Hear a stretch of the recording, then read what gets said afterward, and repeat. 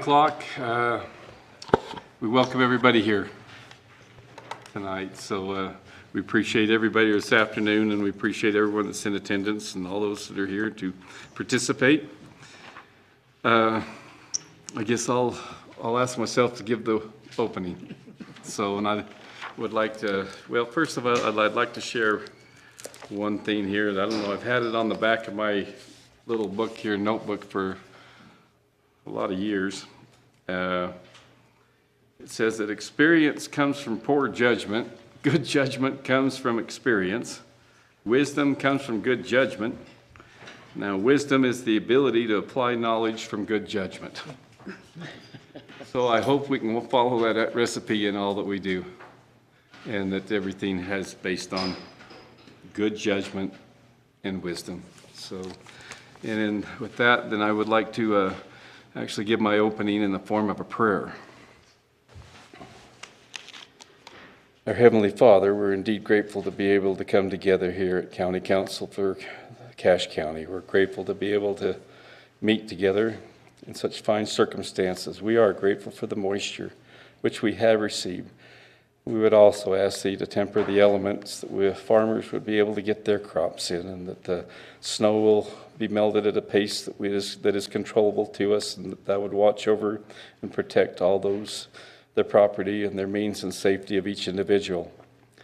We are grateful for watching over us continually. We are grateful for those that protect us, those that are ready to serve and to be at call as the need arises in emergency situations. We pray for them, their safety, for them, and their families will be blessed in their absence.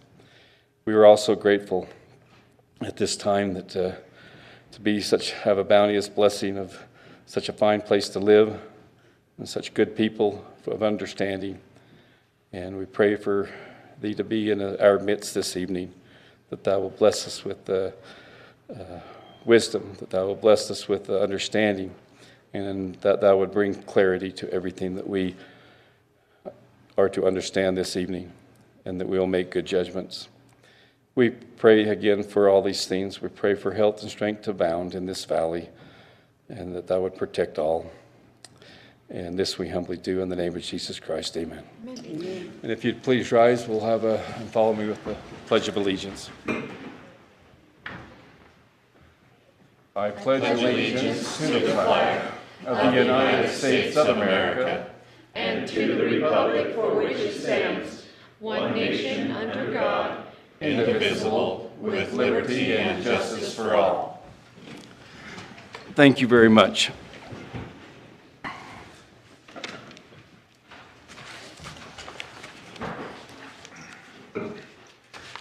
We'll now, let's see, we got the right one here.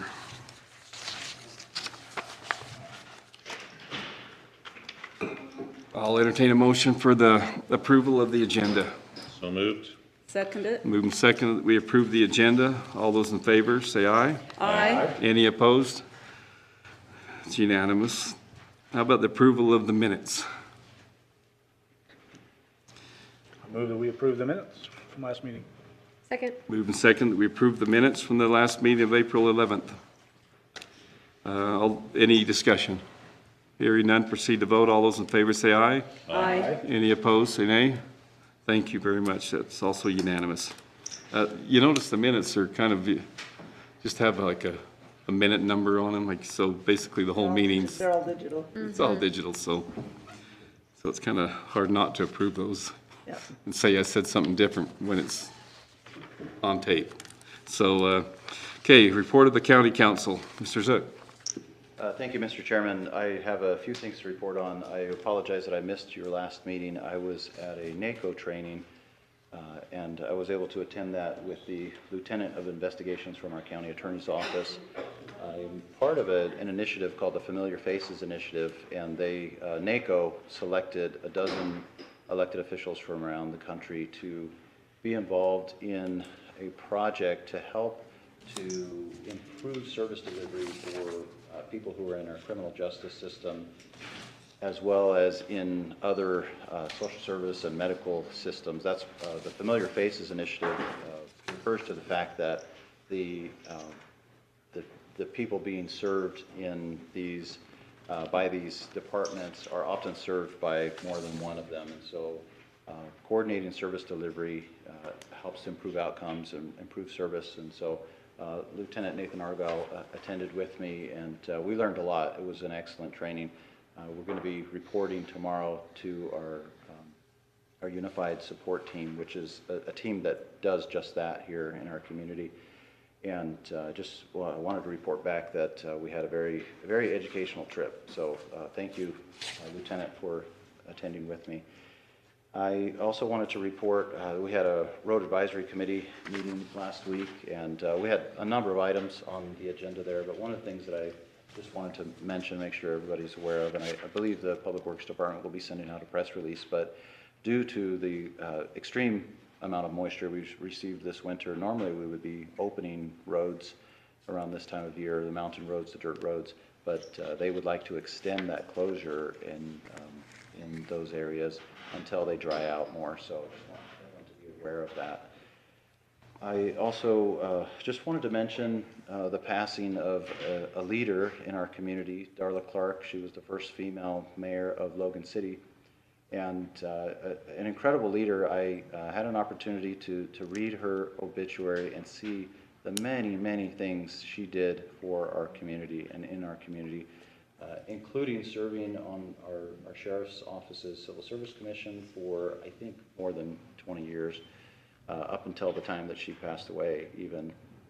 She was an incredible leader in our community, and will be missed. I considered her a friend and mentor, and really value what she did and what she taught me as well. I also wanted to mention that we had an event on Friday at the Senior Center where we acknowledged and thanked our volunteers there, and it was a full room at the Senior Center in their cafeteria of so many volunteers who help out with everything from Meals on Wheels to activities at the Senior Center. And just wanted to publicly express gratitude to those volunteers as well as everybody who volunteers for our county.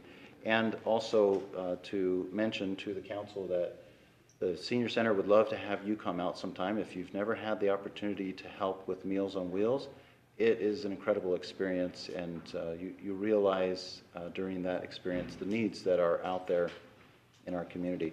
So if you have not had an opportunity to do that, talk to me afterward. I can get you connected to them, or maybe we'll send out an email with some contact information. But I very highly encourage you to try it out and see what it's about. We also had yesterday a Council of Governments meeting and a Cache Metropolitan Planning Organization meeting.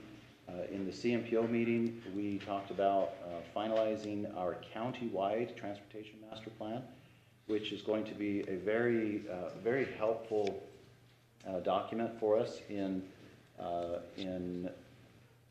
prioritizing our transportation projects, not just in the unincorporated areas, but also in the cities. Thank you. And that plan is nearing completion, and the engineering firm that's been working on it has looked at more than 100 road projects, potential road projects around the county, and prioritized them. Surprisingly, in the top 10 prioritized projects, several of them are in the unincorporated area. I expected that most of the top ranking projects would be in the cities. However, there were many in the unincorporated area. So that's good and bad. It's bad that we have that much of a need, but it's good because it will give us a higher probability of getting COG funding to pay for those projects. Also, the governor was in town yesterday and today. He spoke up at Utah State University last night and out at Green Canyon this morning. And just want to thank him for coming by and visiting our county. He's on a 29 county tour right now that he's doing over about a 2-month period, and took some time to visit with our youth here, students at the university and high school level. So I just want to thank him for that. We had a RAPS committee meeting yesterday, and just like to thank Chairman Erickson for his help, especially with that, in helping to run that meeting yesterday. We had our committee members review, I think it was 79 applications that we received, which is 10 more than we received last year. And the committee members do a lot of work. It was over 1,200 pages of applications and background information that had to be reviewed in order to make those decisions. And I really want to thank those volunteers for the tremendous amount of work they put in, not just yesterday during the, I think, 5-hour meeting is what it was, but also in the time leading up to that and all the study and preparation that was done. And thank you to the council members who serve on that committee as well, Councilmember Erickson and Barbara Tidwell as well. And then we had a fire board meeting today, and we had a number of items there. The fire engine that was damaged in the accident is still being repaired. Thankfully, it is able to be repaired. We're waiting on some parts that are on back order, and once those are in, we'll get that back out on the street. And then I just want to thank our fire chief. He's been going around the county and presenting awards of valor to the many firefighters who participated in the house explosion that happened in our county recently. I guess I didn't really recognize how significant of an event that was. Of course, a house exploding is a big deal, but as Chief Hammer explained it today, this was the kind of event and rescue operation that many firefighters will see once in their career. And we thankfully had a number of partner agencies who responded and helped with that emergency. And we appreciate them, and I appreciate Chief Hammer for going. He's been going to each of the city councils of those various fire agencies and awarding those firefighters in the council meetings and expressing gratitude to not just the firefighters, but to their councils as well. So thank you, Chief, for expressing gratitude on behalf of the county and the fire district.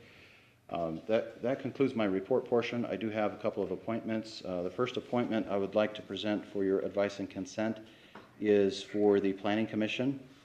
And commission member Brandon Spackman, who lives in the Smithfield area, has finished his service on the Planning Commission, and I'd like to express our gratitude for his years of service there. I received a recommendation from Chairman Dave Erickson for the commission, and that was for Val J. Rigby, who lives in Newton, and he's a farmer. And actually has been involved in many planning activities over the years, going back to the Envision 2020 plan that was done 20 years ago, and he's been involved in some planning efforts with his city, so has some really great experience in addition to his education at Utah State University. I had an opportunity to meet with him last week, and I found him to be very well prepared, and I think he'll do a great job on the Planning Commission. So I would like to present at this time Val J. Rigby for your advice and consent to the Planning Commission. Is there any questions on him? I've known him for a lot of years, and he's very willing to serve. If so, all those in favor of that appointment say aye. Aye. Anyone opposed? Thank you. Okay, thank you very much for that. The next appointment I have is for Development Services Director. And we've been going through a rigorous and long process to find somebody for this very important role in our county. The Development Services Director oversees our planning department, our building and safety department, our code enforcement division, our GIS division, countywide planning, trails. It's a very important role, and one of the more complex roles because of the legal requirements, the customers who come there, who are often very sophisticated and have attorneys and engineers on their side. So we have very carefully considered this position. It's been posted for, I believe, more than 10 months now. And through that process, I would like to thank Councilmember Barbara Tidwell and Nolan Gunnell for serving on our selection committee as we have interviewed and screened multiple candidates over the past year. And I would like to present for your advice and consent today Stephen Nelson to be appointed to that position. Stephen has many years of experience in this field, in addition to a bachelor's degree from Utah State University, a master's degree from Villanova University, and is certified, has his AICP certification from the American Institute of Certified Planners. He currently works as a department director very similar to this role at a city, and in that role oversees trails and code enforcement and building and safety. And previous to that, worked for another city overseeing similar roles. In addition to the planning land use side, has a tremendous amount of experience and knowledge of the complexities of our land use laws and the Land Use Development and Management Act here in Utah. And I would propose his name for advice and consent at this time. Any discussion on Stephen Nelson? I have something to say. This has been a long process. I don't know if Mr. Nelson is the most qualified or would be the best person for this position, but I do know that this department needs some help. And we need to get this position filled. We need to get this department back on the road again and get going in a direction that hopefully Mr. Nelson will provide the leadership that needs to be there for this. We had some other applicants that I felt were a little bit more qualified, but I think that because of the need right now, that I hope Mr. Nelson will pick up and jump on and really get going with this. And so that's all I have to say. Any other discussion? Mr. Chair, Yeah. if I may, I have worked with him in a capacity as a council member and employee of staff, and in multiple positions. And I've seen a great capacity to be able to learn and to grow, and also a level of customer service that has been received by very many people, as well as response to the council, and in that capacity, very professional and very competent in his role. Any other discussion? I'll just say, if I receive any calls from the citizens, it's more calls on the planning and zoning and in that department. So I really, really want somebody who can be in there and advise and sit with the planning and zoning. Those commission members take a lot of heat and a lot of decisions, so I thank all of those who serve on the planning and zoning. Appreciate their time. They do not get compensated enough for what they do on that commission. So my goal is that Mr. Nelson can be there and help guide these meetings in planning and zoning, because you're actually catching arrows all the time on that meeting. So we do need somebody there. So I'm leaning that way. Any other comments? I know I've watched this process for the last 10 months, and I've never, in all the history that I've ever had with the county, have I ever seen a process, and I'm going to be quite blunt, have I ever seen a process that channeled and funneled the nomination of an individual like this one, meaning that I've really felt like they would do anything to get a friend into that position, and I feel like it is extremely wrong, and that's all I'll say about that. So I literally cannot vote for this. So, but I will ask for a vote. All those in favor of Stephen Nelson, say aye.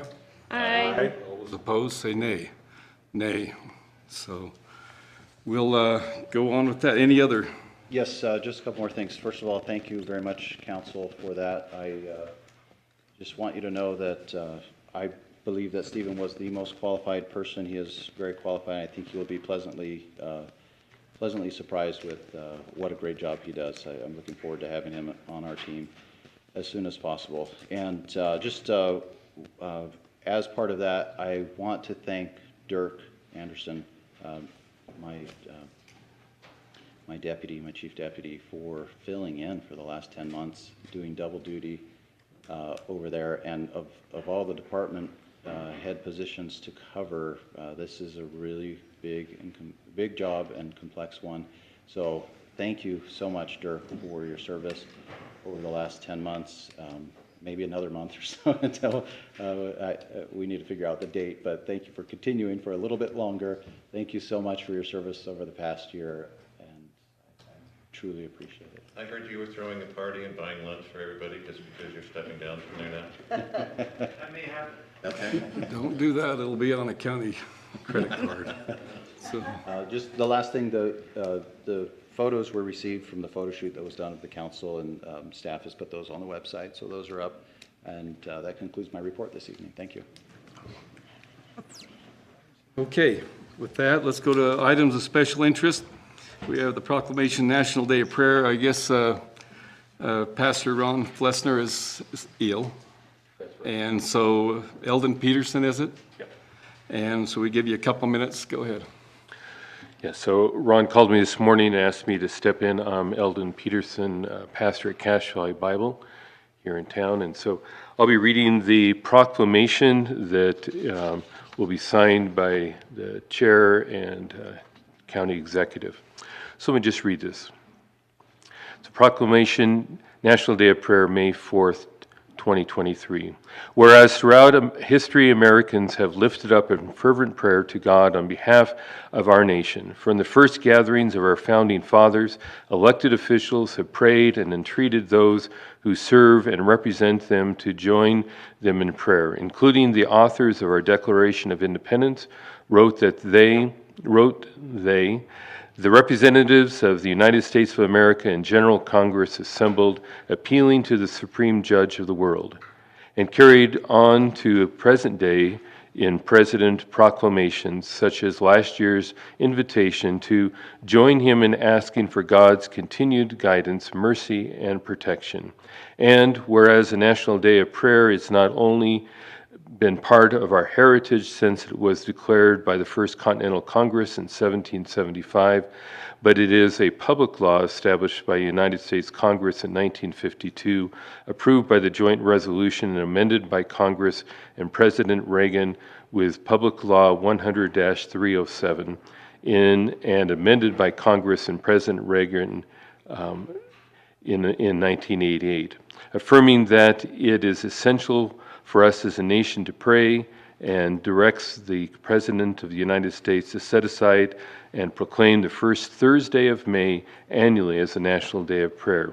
And whereas in our state and across America, the observance of the National Day of Prayer will be held on Thursday, May 4th, 2023, with the theme, Prayer Fervently in Righteousness and Avail Much, based on the verse in James chapter 5, verse 16, the effective, fervent prayer of a righteous person avails much.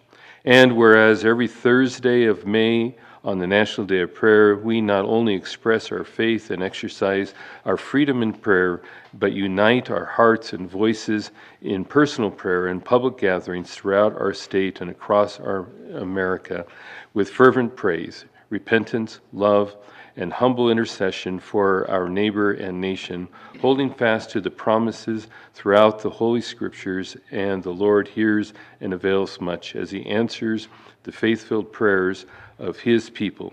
Now, therefore, we, the chair of Cache County Council and Cache County Executive, do hereby proclaim Thursday, May 4th, 2023, as a day of prayer throughout the Cache County, and commended by this observance for all its citizens. Thank you. Thank you very much. I think it's appropriate that as a Cache County Council, I would entertain a motion to accept this. So moved. Okay, second it. Moved and seconded that we accept this proclamation, National Day of Prayer on May 4th, 2023. All those in favor say aye. Aye. Any opposed? It passes unanimous. And thank you very much. With that in mind, let's go ahead to Cache Water District. Nathan or Dr. Dowgs? It's hereditary.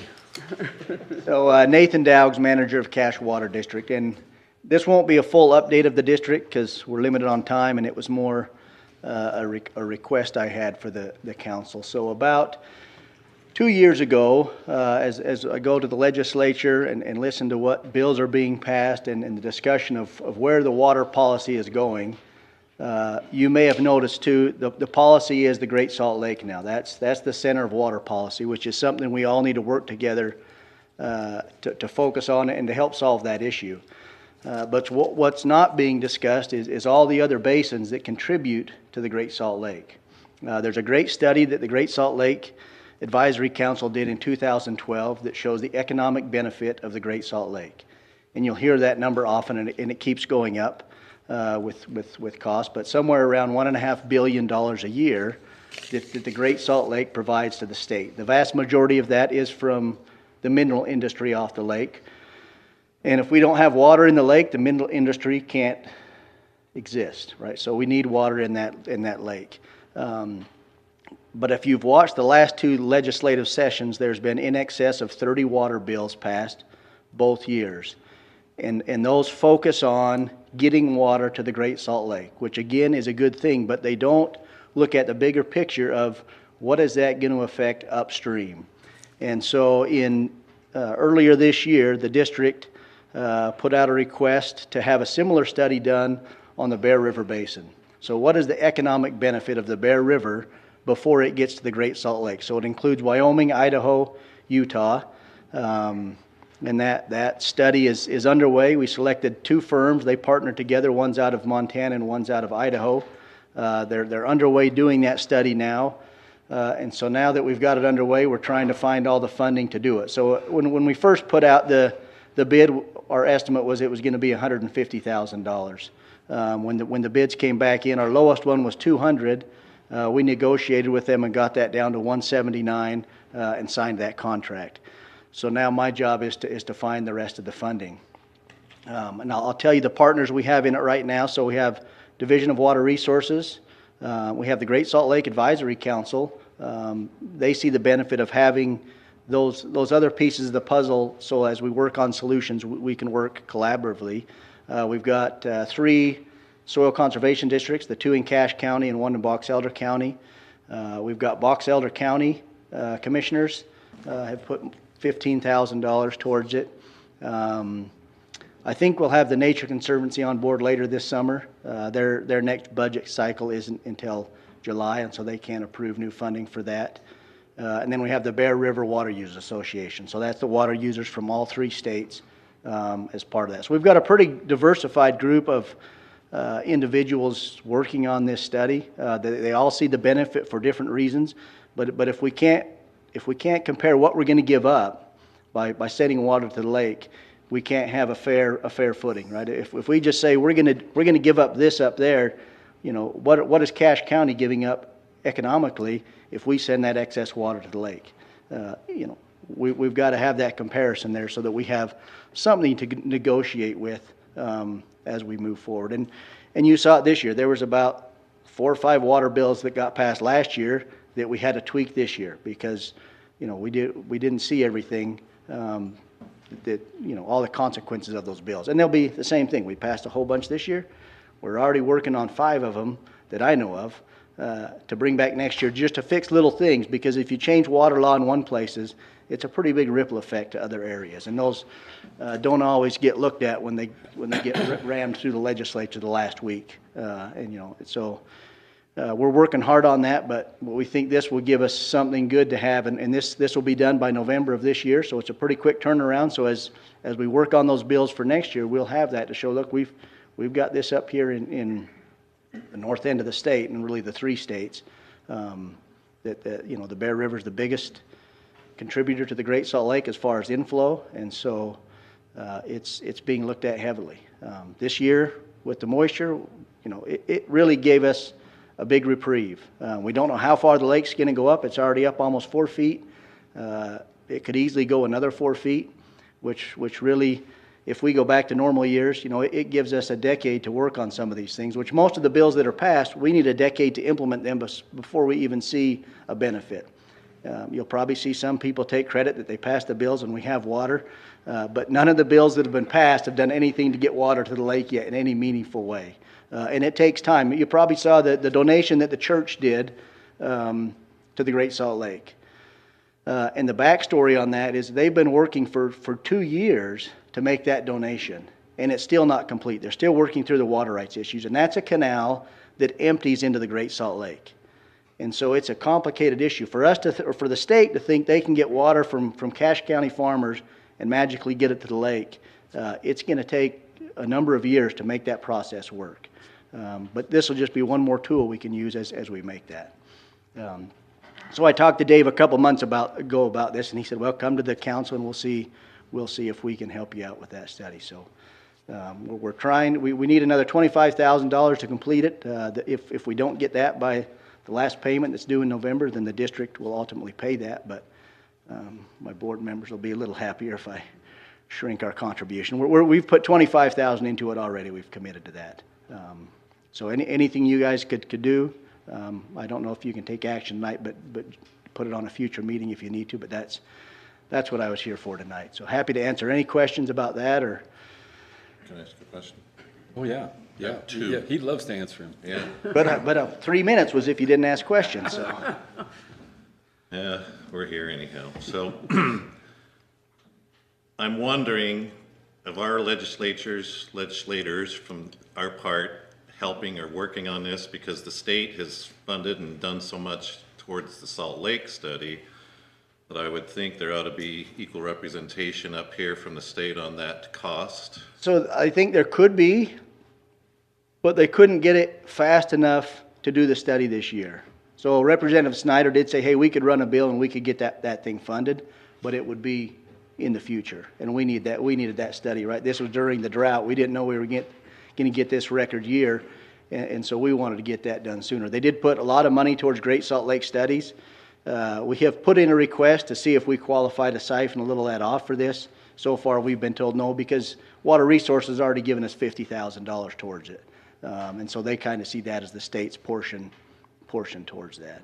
My second question comes to the point that a few of us attended a meeting from the Division of Water Resources here at the state wanting to clamp down, and we actually have a letter where we're responding to that. I'm hoping that we have the ability to say, hey, before too much drastic is taken, we ought to give some heedance to this study that's going to come out, and I'm wondering if you think that will give us any leeway or any leverage on that, or what's your thoughts? How close are we to that being a closed system in Cache County?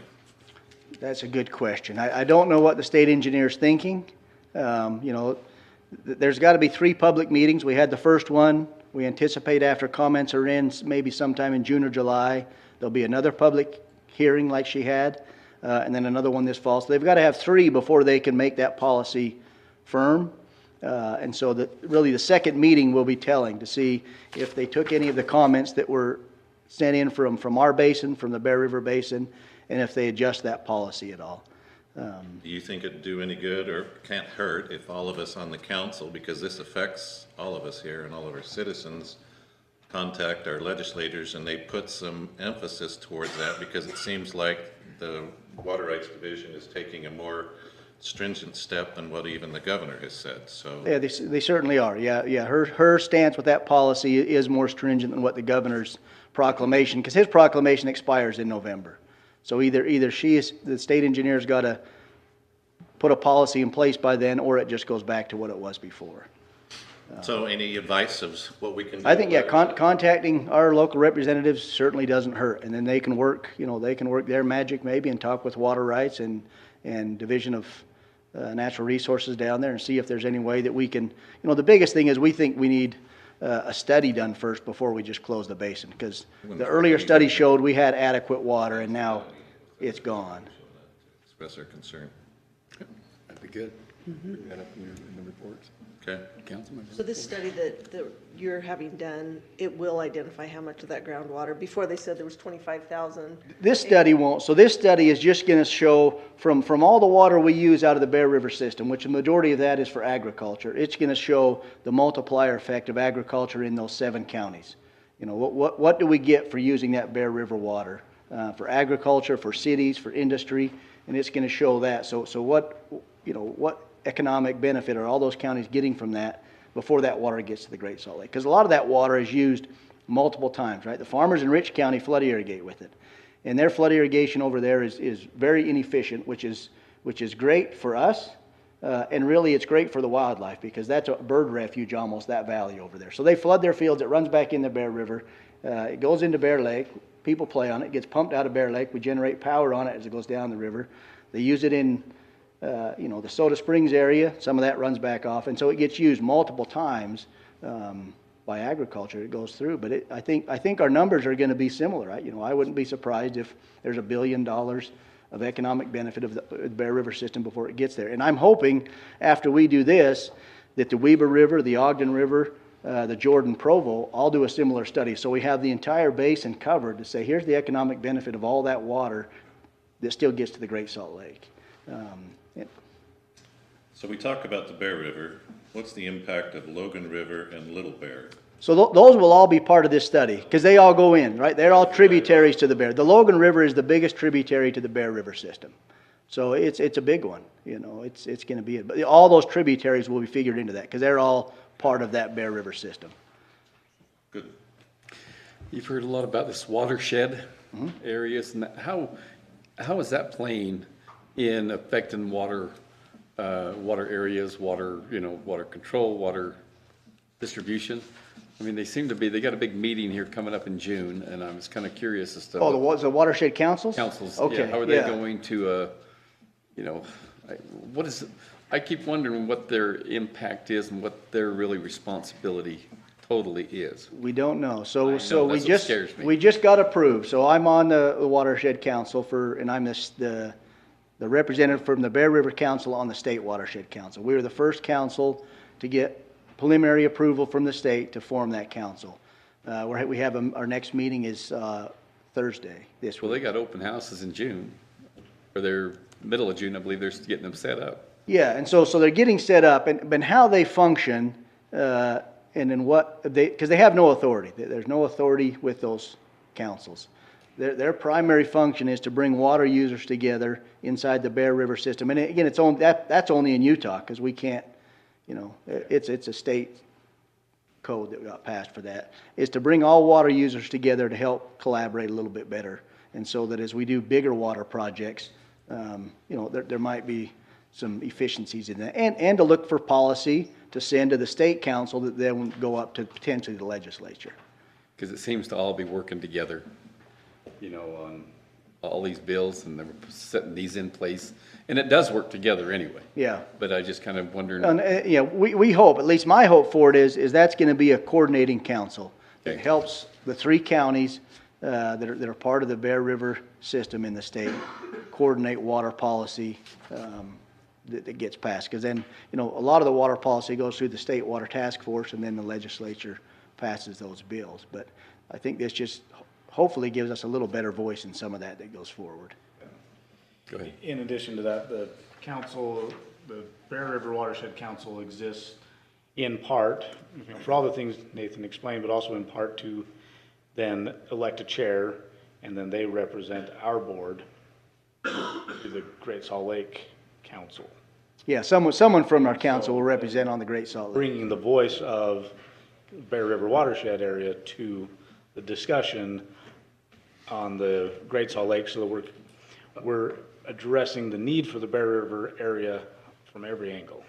But sometimes those councils and sometimes those boards they're put together, they almost are given a direction sometimes saying, go find this out for us. Yeah, and then. They already have the determination of the goal and make sure it's very Yeah, independent. I don't think with If you're this gonna be there on is. that, I feel Yeah. really good about that, Yeah, so. and Valjay's on it, so, One other question. So am I. yep. Good. I have some property in Bear Lake, and I got a notice from the state of Idaho on water rights there. They're doing re-adjudication. So where are they headed on this? I mean, are they thinking from the agricultural side from the snake, or what's going on from their part? No, Idaho's doing the same thing Utah is. They're going county by county and re-adjudicating all the water rights. So they're doing the same, that just happens to be one they're working on right now. So it's every water right, agriculture, municipal, industrial, every water right. The Bear River sits more in Idaho than it does in Cache County, and so if we're being closed system here, I wonder what's being done from the Bear and the Right Water. now, the Bear in Idaho is an open system. Yeah, And I don't see that changing with this readjudication. It's just to proof up, really, make sure all the water rights that are there are still good and valid, and the ones that aren't disappear. And that, I mean, Utah's doing the same thing. okay, I don't think it's tied to closing the basins up there. okay, thank you. Any other questions? Perfect. Thank you. Appreciate you very Okay, much. I'll keep in touch. While he's sitting down, Bart, on your way up, you got things all ready to go? We do.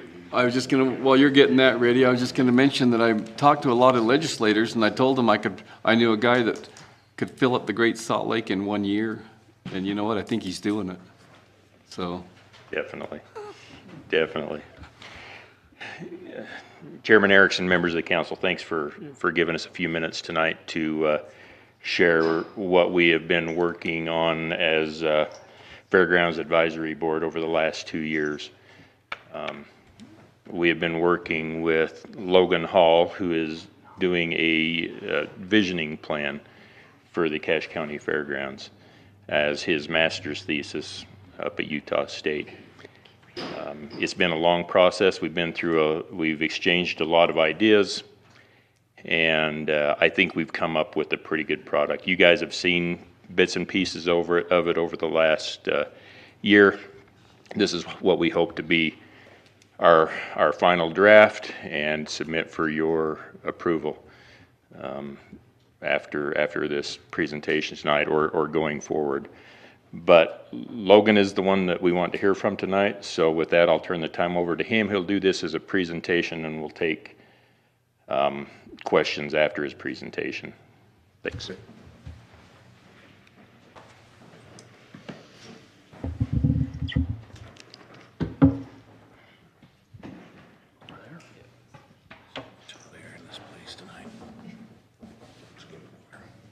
Every time I see her keyboard. temperature is there. Oh, it's mirroring. So come down there,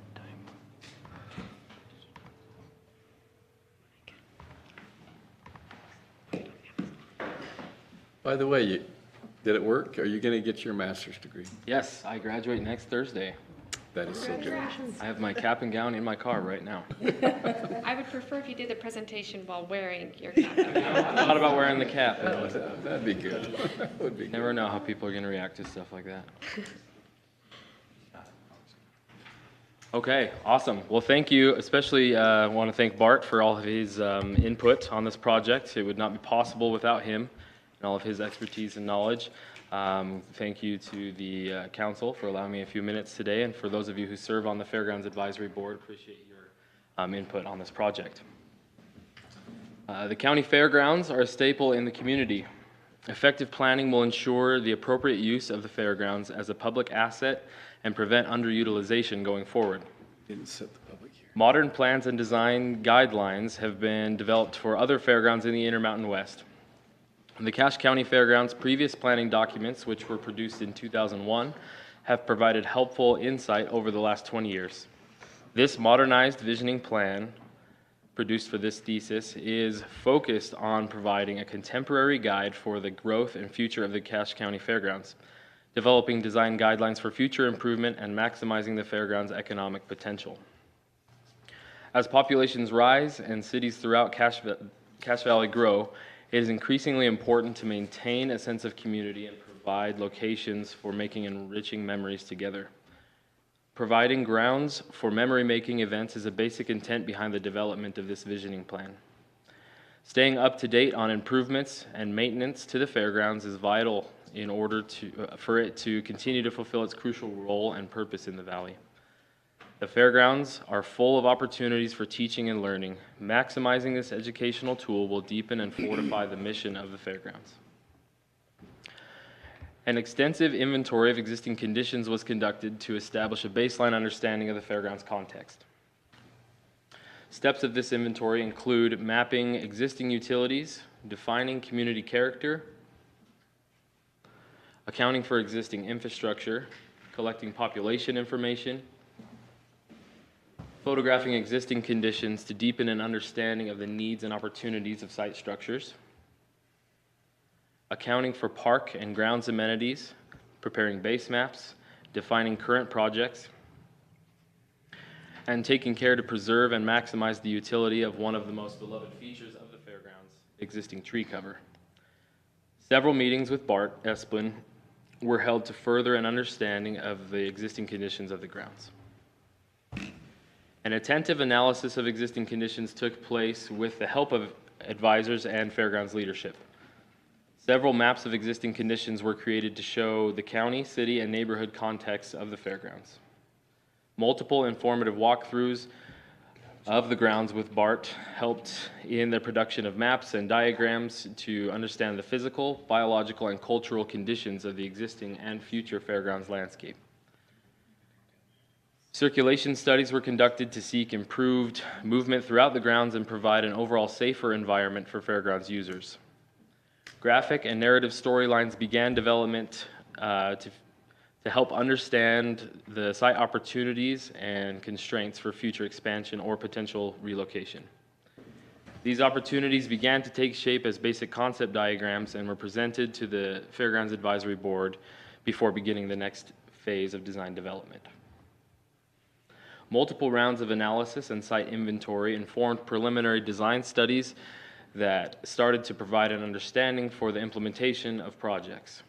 Using the valuable knowledge obtained in the early stages of the design process and advisory board review, a preferred preliminary design was developed, as shown here. The preliminary plan shows the new projects as they will be once implementation is complete. Proposed new buildings, newly paved areas, future walkways and driveways, and future parking improvements are shown in an illustrative but instructive manner. In an effort to promote greater public outreach and involvement, an informational booth was on display at the Cache County Fair during the summer of 2021. The displayed information shared an overview of the decisions going into the new visioning plan. It discussed the inventory and analysis of the fairground's current conditions and presented the areas of focus for new projects. The displayed posters included the main points of emphasis, concept diagrams, comparisons between the existing and proposed conditions, and a preliminary overall design. Many patrons of the county fair stopped by the booth to offer their thoughts, gain a deeper understanding of the project, and to take the visioning plan survey. The passion of the citizens of Cache Valley was evident as they discussed this treasured community asset and its future. Many valuable opinions were shared and taken into account in the preparation of the final master plan. The citizens of Cache County are invested in the fairgrounds and made essential contributions in the development of the plan and projects.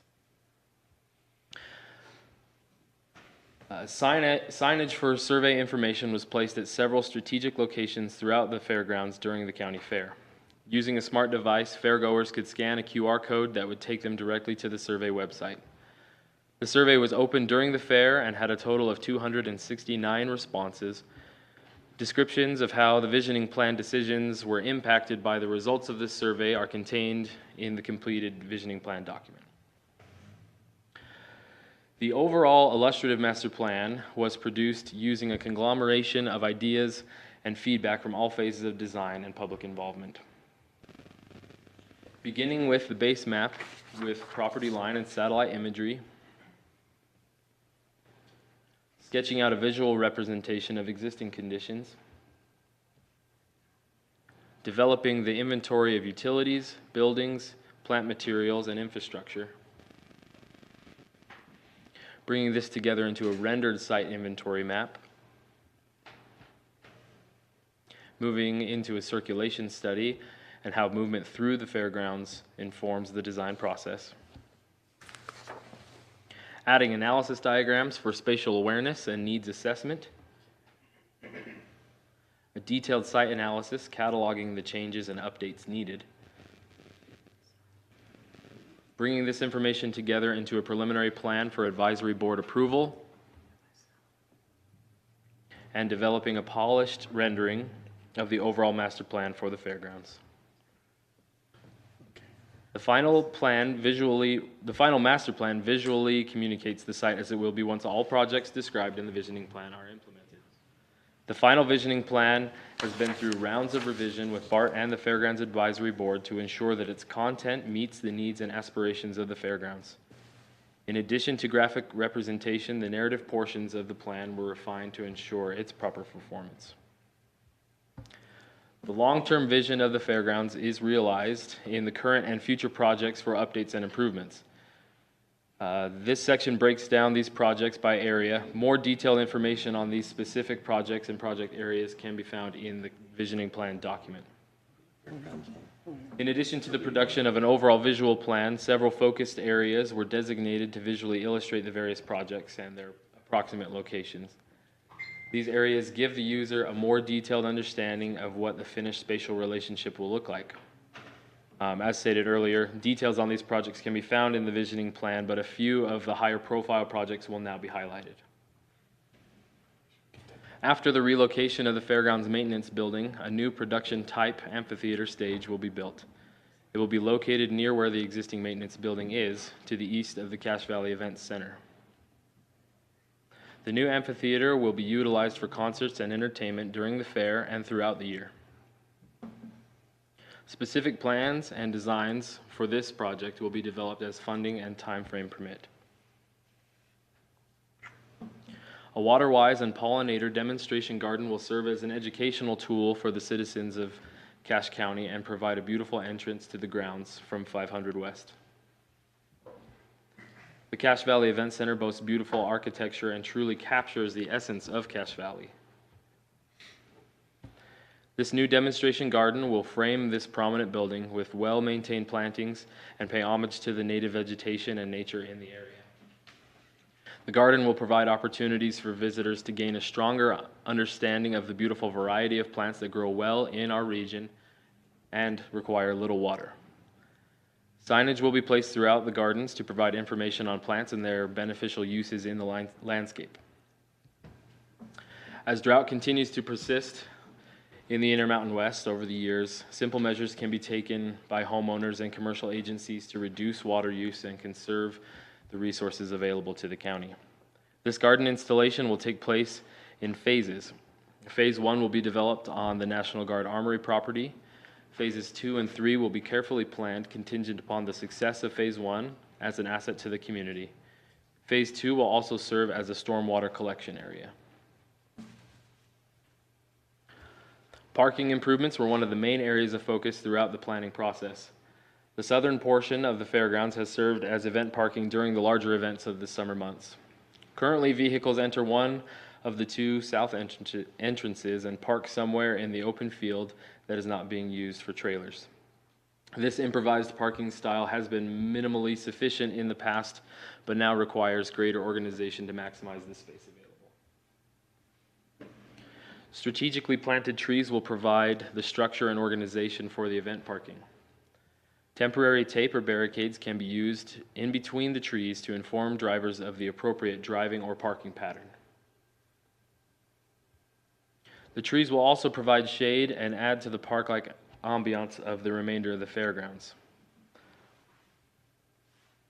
This organic solution of keeping grass, the existing grass, and planting new trees will ensure a natural and enjoyable amenity to be used throughout the year, while also providing the organization needed during large events.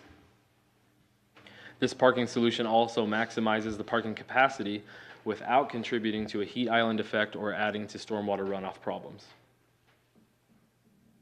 If organized in an effective manner, this new parking layout will provide upwards of 600 car parking and 40 trailer parking spaces, an estimated increase of 250 parking spaces compared to the existing parking situation at the fairgrounds. This diagram shows a parking layout with approximate locations. Project priorities were set and voted upon by the Fairgrounds Advisory Board. Projects were ranked by order of importance and timeline for potential completion. Projects are categorized as short-term, 0 to 5 years, mid-term, 5 to 15 years, and long-term, 15 to 20 years. This organization allows for a sequential build-out that will ensure all projects are completed with minimal conflicts to other projects. A major output of the planning process is the design guidelines for the fairgrounds. These guidelines will serve not only as an important framework for projects and decision-making in Cache County, but as a strong resource for other public open spaces throughout the Intermountain region. The guidelines consider safety, circulation and access, lighting, landscaping, parking, and the overall design character of the grounds. These guidelines were developed based on the needs and recommendation of the advisory board and to establish best practices for improving public open space. Now that the initial planning process is complete, it's time to look forward to the future of the fairgrounds. Implementation of the projects described in this plan should begin by securing funding, documents, and contractors for the short-term projects as discussed in the visioning plan. In addition to the projects and improvements discussed in this plan, additional utility and infrastructure updates will be ongoing as information becomes available. Additional improvements to lighting, sewer, electrical access, and improved Wi-Fi must continue as technology advances and needs accelerate. The population in Cache Valley is projected to grow substantially in the next 20 years. As shown in this map, much of the growth, which is shown in dark blue, is projected to take place in the edges of the currently populated areas. Access to the fairgrounds and parking availability will likely become more strained and difficult to accommodate. This indicates a need to evaluate the effectiveness of the fairgrounds' current location long-term. The survey results from our fairgrounds survey illustrate how heavily utilized the fairgrounds are. While this demonstrates the importance of the grounds, it also brings to light the potential for overlap and conflict with many of the events taking place on a regular basis. Substantial demands for events and park activities, particularly during the summer months, bring into question the suitability of the fairgrounds' current location and size. The fairgrounds' current location is iconic. It holds a strong heritage and countless memories to the citizens of Cache Valley. Within the next 50 years, the county must assess the need to begin development on a new location for the fairgrounds. An early intervention in planning and development can allow for infrastructure to be put in place well before an actual location change would be executed. Mature trees and a strong sense of identity take time to grow. Early planning may prove indispensable in developing a future site for the fairgrounds. Suggested steps towards a potential future of relocation are listed here. The fairgrounds' current location must be preserved as an open space and beloved community feature to bless future generations, no matter what decision is made on a potential relocation. This quote by J.B. Jackson really captures the soul of the visioning plan. These visual plans seek to capture the rich heritage of Cache County. Connecting the land and community, combined with providing opportunities to learn and make lasting memories, will always be a worthwhile undertaking. Our hope is that this visioning plan can serve the citizens of Cache County by helping the fairgrounds fulfill its purposes and enhance the lives of its visitors. Thank you. Worth a round of applause, isn't it? Yeah.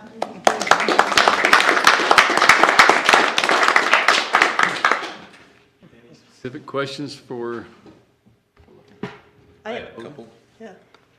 So you had site surveys up at the fair, right? Did you monitor where the most responses came from on those site surveys? I mean, for instance, I'm a farmer, so I view the fair from an agricultural stand side.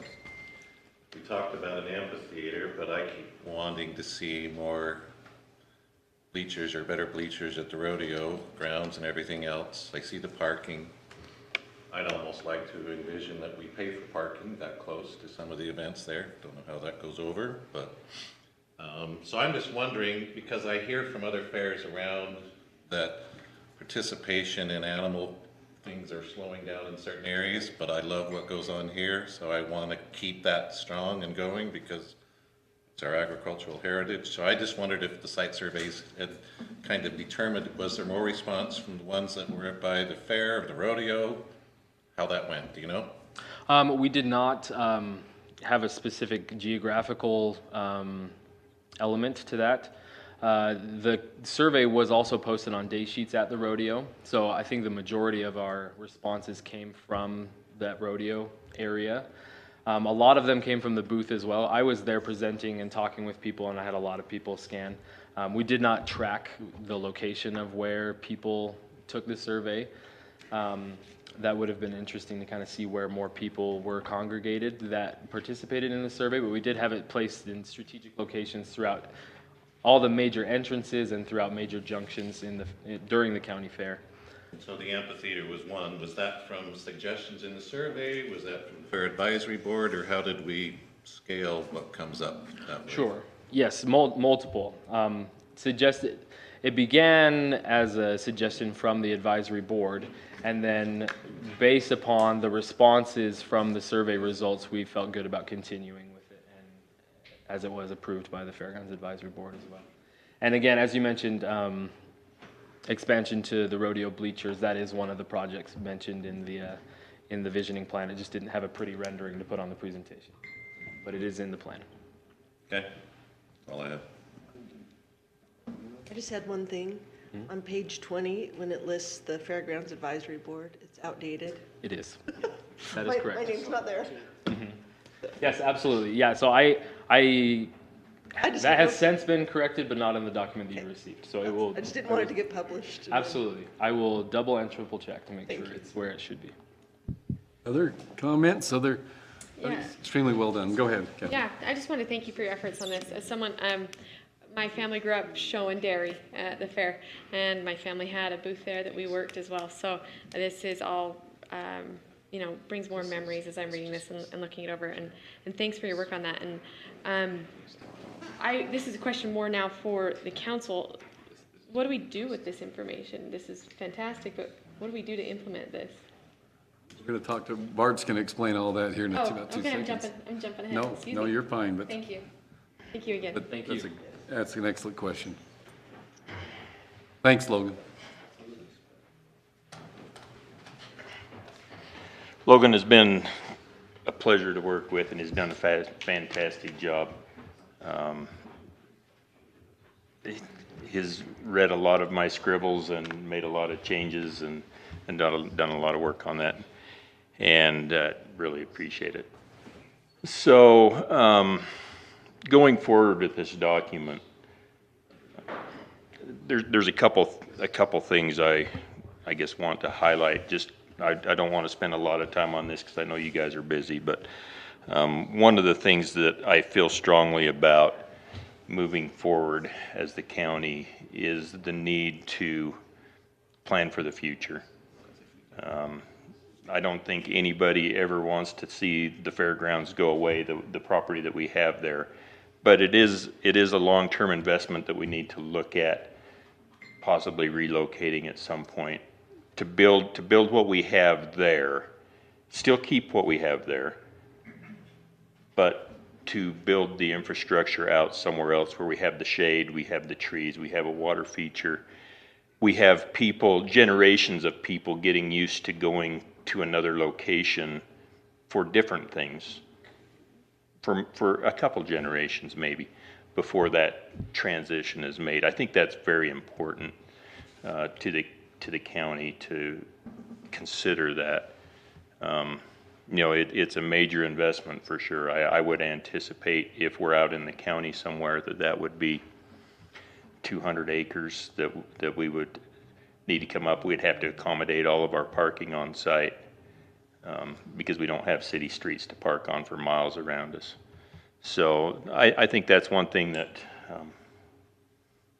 as a county that we should really consider and plan. Property is not getting any cheaper, nor is it getting any easier to find. So I would encourage that. But with all that being said, I'd like to thank the committee, the Fairgrounds Advisory Board, for the work that they've done on this. It's been a 2-year process, and they've had a lot of input in that. The survey that Logan did as part of this has been beneficial. But I would like to present this to the council and put it up to your purview as to, you all have this in your packet, I believe, the full document with some minor changes. To adopt this document as a visioning plan moving forward for the next 20 years or so. This is something that we should revisit every 15, 20 years. Plans change. The last plan that was done at the fairgrounds was adopted in 2001, I believe, and almost nothing on that plan happened. I hope that this plan takes us forward and we come to fruition on some of these items. And some of them are actually already in process. So, any questions I can answer for you?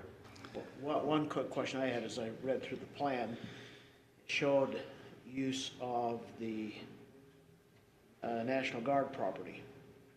And at one time, we were positioned to be able to swap land and be able to take ownership of that parcel of land. Where do we sit with that? That's a great question. I can respond to Yeah, that. if you would, please. We're still in discussions. Most of our discussions that we've had about this have been done in an executive session, so I don't know how many details you want me to share, but those discussions are ongoing.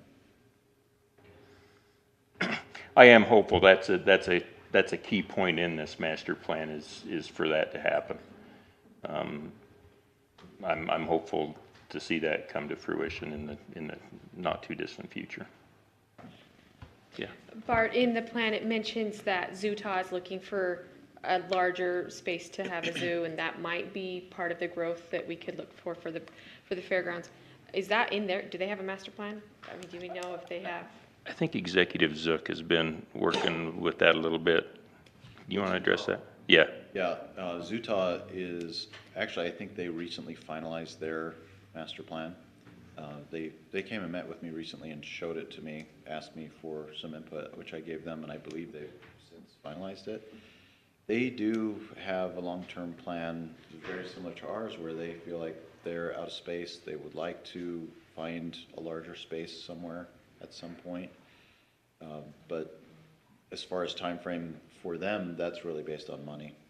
And if they're able to raise the funds to and identify a place and purchase it and move there, then I think that's their goal. But I don't anticipate that happening in the very near future unless they secure a significant amount of funds really quickly. That would be a good addition to the real estate holdings down there, although that doesn't, if you look at the parcel viewer, that doesn't add a significant amount of real estate. It's 10 or 15 acres, I believe, is what it was. Maybe not even that. And it's still owned by Logan City. Yeah. Yep. Logan City also has some park space on the southwest corner of that block that they still operate. Mm-hmm. Willow Park?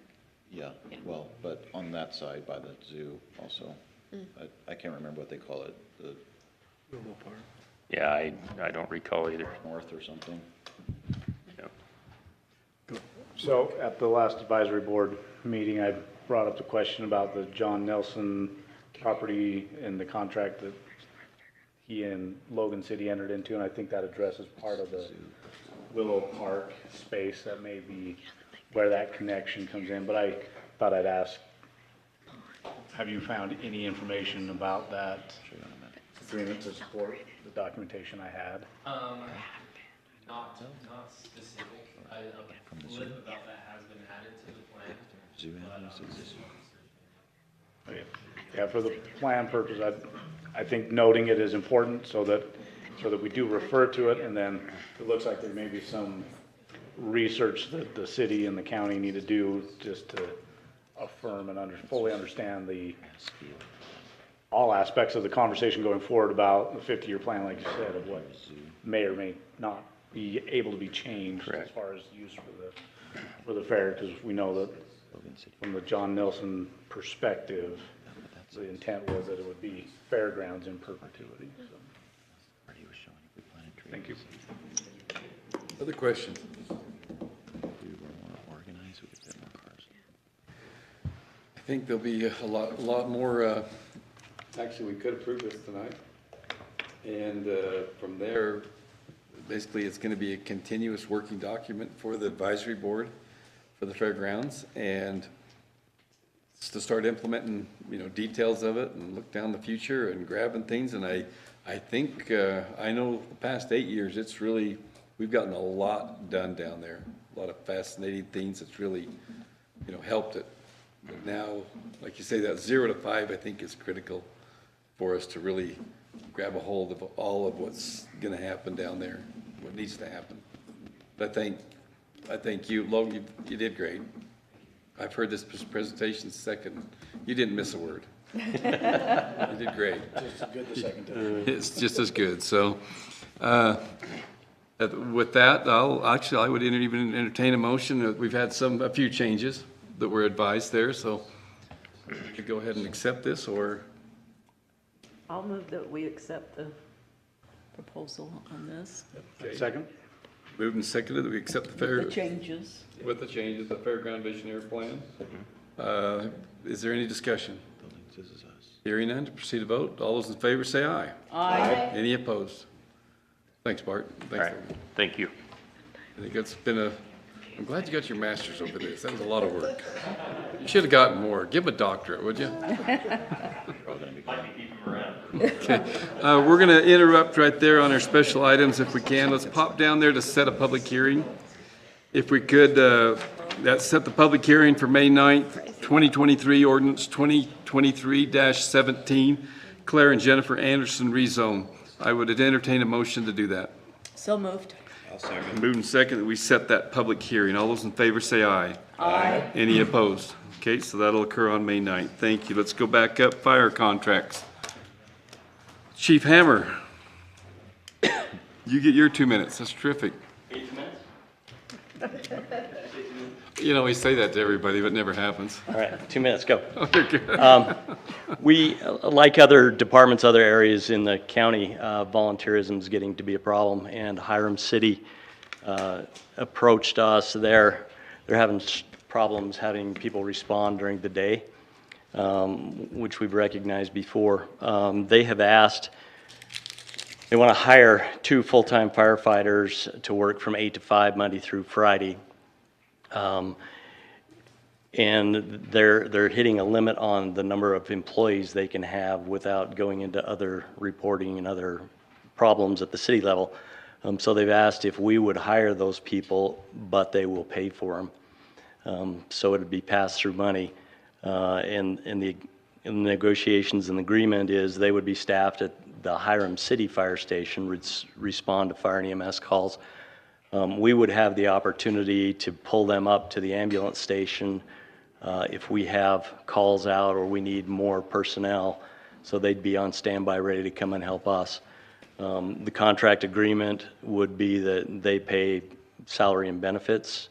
Anytime we used them, we wouldn't ask for reimbursement for their wages while they're staffing our station or going on calls for the county, for the ambulance. So it would essentially just be pass-through dollars. They've looked at the contract. Their city council has agreed to it. I've ran it by the fire board as far as the details in it. But before we can enact that, we would have to have your approval to add 2 full-time positions to the county so that we can put that into place. Good question. How does that, so if they work full-time, are they still able to say I'd be a volunteer for off hours or anything else like that, or how does that go?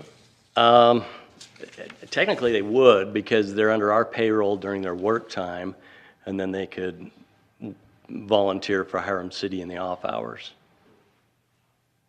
Because it's Still help toward 2 different. volunteer numbers, I guess, right? Right. Yeah, and then if they take time off as full-time employees, then they would have people from their department fill in on those vacation days, and then they would just submit an invoice for that individual. Again, that's pass-through money that Hiram would end up paying for. So what it does is it puts 2 more people there during the day when it's critical, gives us the opportunity to pull in some extra help when we need it without hiring additional people. And for the most part, it's all covered by Hiram City's contract. Yes. You're talking about the pass-through money. How does that work? What department, what So we would line? hire them through our payroll and benefit lines in 4265, and then finance would invoice them either quarterly or semi-annually, probably semi-annually so that it hits the right budget years. We would just send them an invoice directly for their benefits and wages. So our finance department is the one that would take care of that? Yes. The county finance? And we currently do that on most of our fire contracts. They're paid semi-annually because it hits their fiscal budget as well as our fiscal budget in the right time period. Thank you. So on our side has COLA raises or whatever else, Hiram would be fine stepping up to that as well? Yes. We explained it, they will have to fit our employment regulations, our training, everything we do for our employees, they have to meet, and the raises would be tied in with our salary package. So do we have any other municipalities volunteer that is getting crucial? No? It'd be easier to say which ones don't. Yes. There's big holes up in Richmond right now. Newton's had some problems getting out the door. We already have 2 daytime people over in Mendon. They're part of our ambulance, but we're staffing 2 during the day over there. Paradise as well is struggling a little bit, definitely during the day. So how do we overcome that? That's a kind of a big question. We're looking at options right now. We're currently investigating the makeup of the fire district, ways to fund that if we're going to go with a true district, some of the options that are available there. Essentially, what it's going to mean is we have to start hiring people. And the biggest hole is during the day. If we hire people, we want to do it in a manner that fills the holes. We definitely want to keep the volunteers. They're doing a great job. It's just that if their boss won't let them respond, then we lose them during the day, or if they're working out of their area, they can't respond during the day. So if we can fill the daytime hole as a temporary fix, and then with growth, we're going to eventually somebody will have to start paying for more career people. How soon is Hiram wanting these people? Like yesterday or No, they would start on their new fiscal year in July. July? Yeah, so we could get into a budget opening on the next one, and then invoice them for that, so it stays within our fiscal year.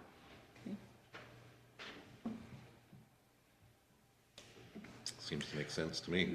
Me too. We all in a kind of agreement there? Yes. I don't think we have to. All we need is approval from the council to create the 2 positions. Okay. So, Then I move that do we have to do a motion on I this? was going to say, no budget change. there'll be a budget opening. We go ahead and set the things in motion. Yeah, if we Be affected accordingly. Correct. If we authorize the 2 people, we can get the contract signed, and then we'll put the money in the budget opening for June, and then that'll move forward. Can they prepay?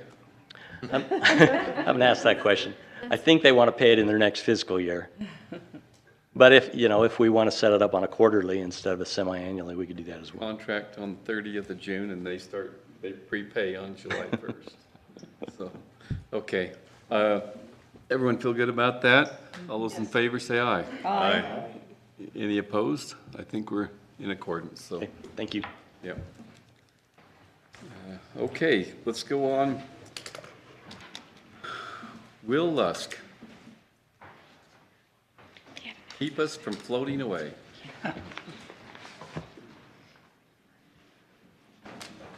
Council, hold those happy thoughts. Much has been said tonight about the effectual prayer of righteous people, and Chairman Erickson, I wholeheartedly agree. It is my hope and prayer too, that good moisture that is on top of our mountains and in our watershed can find a safe passage on its way to the Great Salt Lake. I am here before you tonight to bring before you a funding opportunity from the state of Utah. The 2023 state legislature gave to the state $5 million in flood mitigation funding in this past legislative session. They gave that money to the State Division of Emergency Management to both oversee and distribute to the state of Utah. In the 1st of March, the Division of Emergency Management passed that money down, or the funding opportunity, to the counties and the communities, and said, please let us know, because of the impending moisture that is in our mountains, please let us know what your wants, wishes, and desires would be in order to spend this money in an expedient manner in order to put it to good use this flooding season. So in accordance with that, they subsequently send out requests to Cache County and the other counties in the state, as well as Cache County turned to the communities in our county and asked them the question, what would you like to do if you could have some of the money from the state? Received responses back from 4 communities here in the Cache County area: Logan City, North Logan City, Providence City, and Wellsville City, in regards to what they wanted or could use that money for flood mitigation efforts this season. As well as Cache County Public Works Department also put in a request. Totaling all those requests, there was a request sent back to the state totaling $310,000 in mitigation projects and efforts that we would like to engage in here in Cache County this season. And the state took our request and all the other requests from the other 29 counties, reviewed them, and then in turn gave back or awarded our county $231,000 in funds to be spent for those requested projects. Not all our projects were funded, so we in turn sat back down with the respective communities and said, let's reprioritize what we can with the money that has been allotted to us. They have in turn prioritized that money and are waiting for the opportunity to move forward on those projects. Why we are here this evening, or I am here this evening before you, is the state has asked the county to be the banking system, so to speak, to become the pass-through entity for the money, both for and in behalf of Cache County and the communities that are participating in it. I am here this evening to ask you if we can utilize this money. We need to do a budget adjustment in our June session to allocate said funding into our budget to be put into a line item that can be utilized as a pass-through account, so that both Cache County Public Works as well as the 4 participating communities can purchase mitigation resources as well as engage in mitigation projects to get that money spent before July 1st. So trying to be brief, that is why I stand before you tonight. I need to, one, make you aware of this funding opportunity, as well as ask that we as a county can engage in that activity both for and in behalf of ourselves, as well as the communities that have partnered with us. Accompanying the funding mitigation packet is also the tenets of our current 2023 flooding mitigation plan and current efforts that we are currently participating in, both as an Office of Emergency Management as well as with our Cache County Public Works Department in trying to... I don't see that here. We don't have that, Will. Oh, This is all. I apologize. I've been known to lead many people astray from time to time. You are speeding the meeting up, that's good. I am trying to get through as quickly as possible. Well, I have a question. Yeah, the sandbagging machine, is that something that needs to be ordered? And if so, will we get it here in time for these funds to be spent, or how is that? Yeah, great question. Both Cache County Public Works and the City of Logan put in for 2 of those sandbagging machines. Those are rather large. They are good devices. They have sought both bids and proposals from the private sector to obtain those. And if we can honor those quotes that were given in the next 30 days, then they will move out, and they have been assured by the company that those sandbag machines can get here within the next month. Good. Good. Yep. Currently, there are much smaller sandbagging devices out in our county. We have roughly 20 of those. They were made and utilized by the City of Logan in the 97 floods. They were manufactured by individuals working for the City of Logan to the extent that the attachment could be placed on the back of a sand truck utilized by most public works. Cache County is in possession of 3 of those right now, as well as we distributed another 20 back in 2018 to several of the communities here in Cache County. And many of them have had the joy and excitement of utilizing them this spring in sandbag filling events within each of their jurisdictions. Yep. Awesome, thank you. There's been good citizen response on filling sandbags and stuff too, so. There has. Right now, the Office of Emergency Management is also currently seeking a spontaneous volunteer coordinator to help with that particular aspect. In many disasters, citizens are the front line, and here in the state of Utah, we lead the nation in volunteerism for that and many other types of volunteer activities in our communities and jurisdictions. And we are currently seeking a willing volunteer to help us coordinate between government associations, our entities, and the spontaneous volunteers. My phone has rang constantly the last 2.5 months with both individuals seeking sandbags as well as those wishing to give Christ-like service and fill sandbags for their neighbors and jurisdictions. And we have tried as best we can to coordinate the 2 entities. Many of the both faith-based groups and civic groups, we have asked, where do you reside and who do you serve?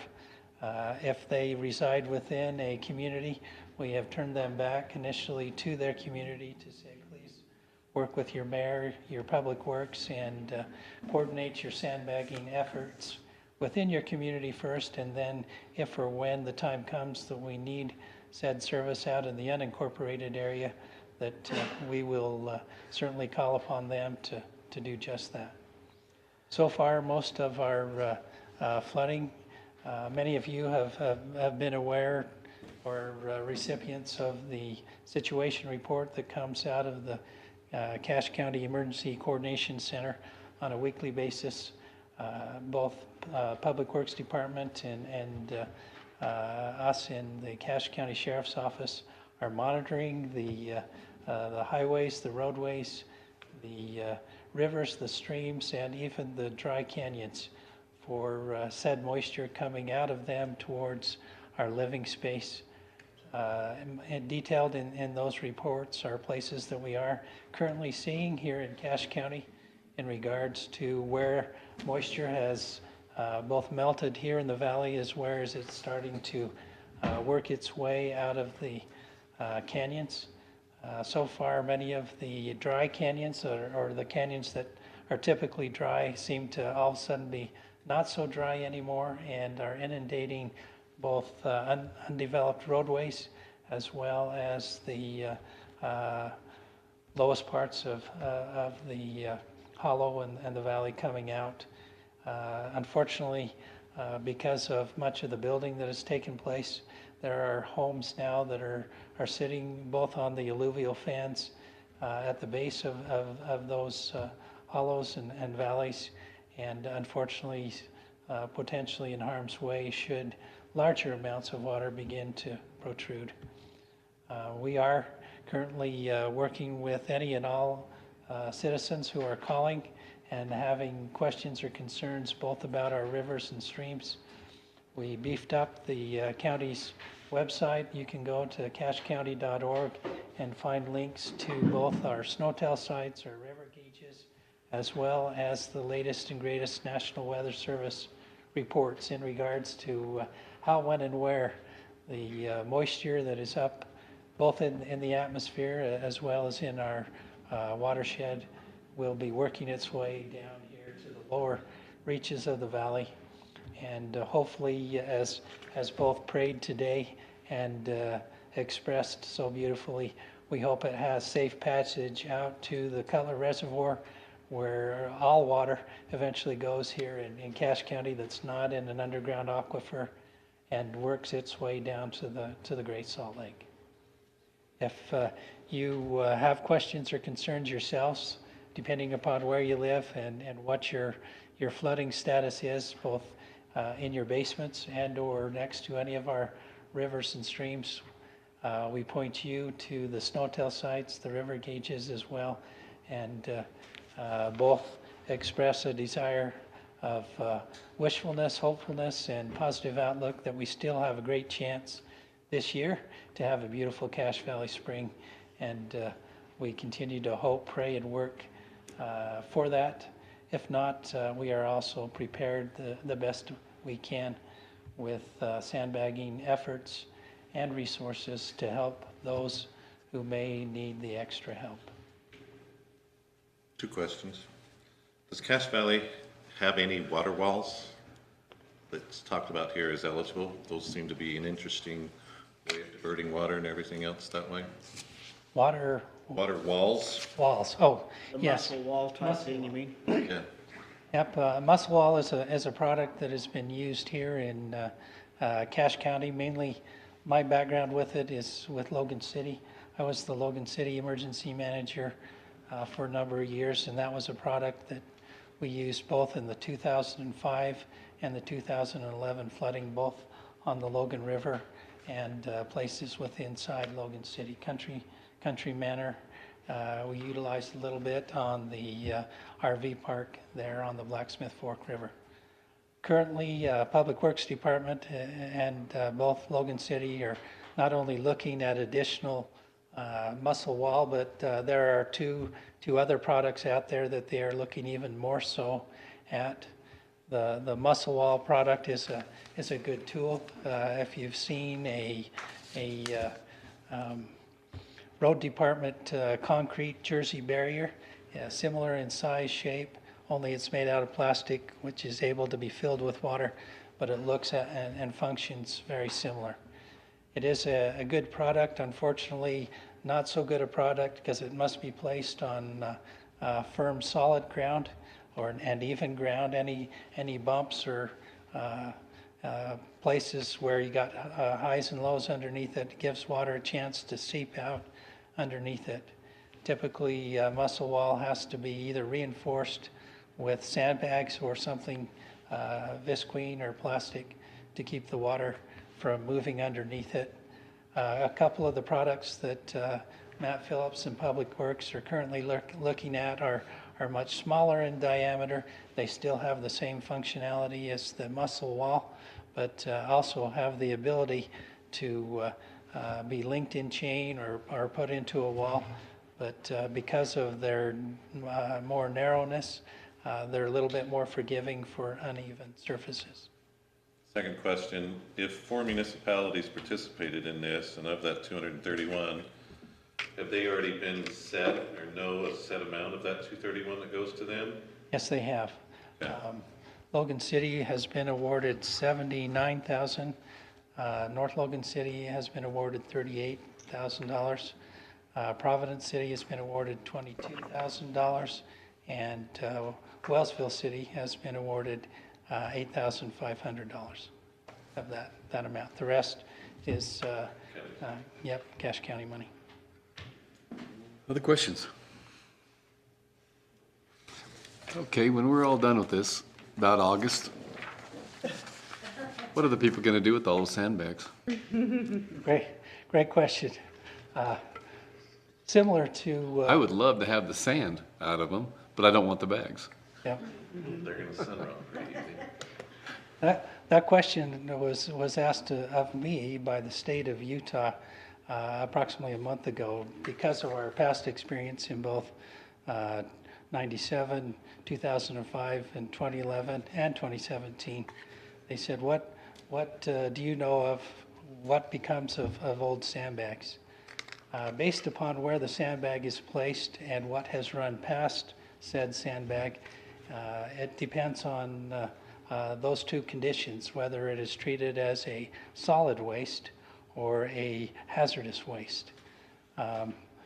Many communities, wastewater treatment plants, unfortunately, in times of disaster, spill over into the rivers and the streams. If sandbags are placed along that and they become in contact with said contaminated waters, probably not the sand, David, you would want to take home and either utilize at the farm or in the children's sandbox. I don't think so. In past years, we have worked with the Logan City landfill, and old sandbags were taken down there. The sand was taken out of the bag itself. The sand was utilized as cover material in the landfill on a daily basis over the garbage, as well as the bags were then put into the landfill. But a great question. It all depends upon where the sandbag has been, what it has been in contact with. But if you would like, sir, I would be happy to put you at the top of the list for all used sandbags.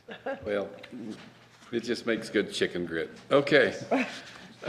Any other questions? Mr. Lusk, we appreciate it. Thank you. Really do, Thank everything you. you're doing. Thanks for keeping us informed. Okay. Okay, Terrell?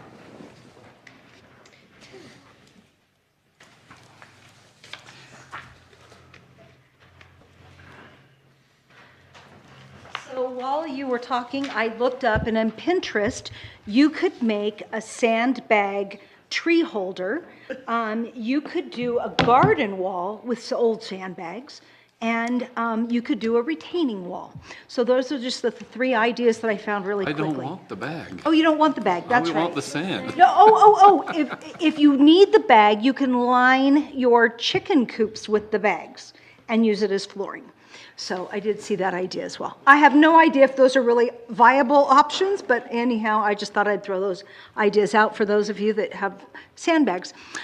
Okay, so I wanted to talk about the VOCA and the VAWA grants, just to let you know. We're doing grant applications right now. They're due Monday, so I've been spending a great deal of time on them.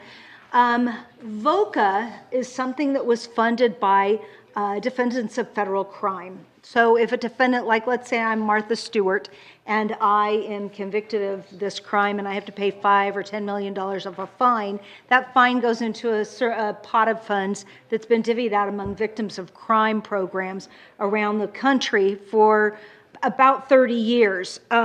We became a kinder and gentler group of people, and we apparently don't believe in fines anymore. And so as a result, that funding has dried up around the country.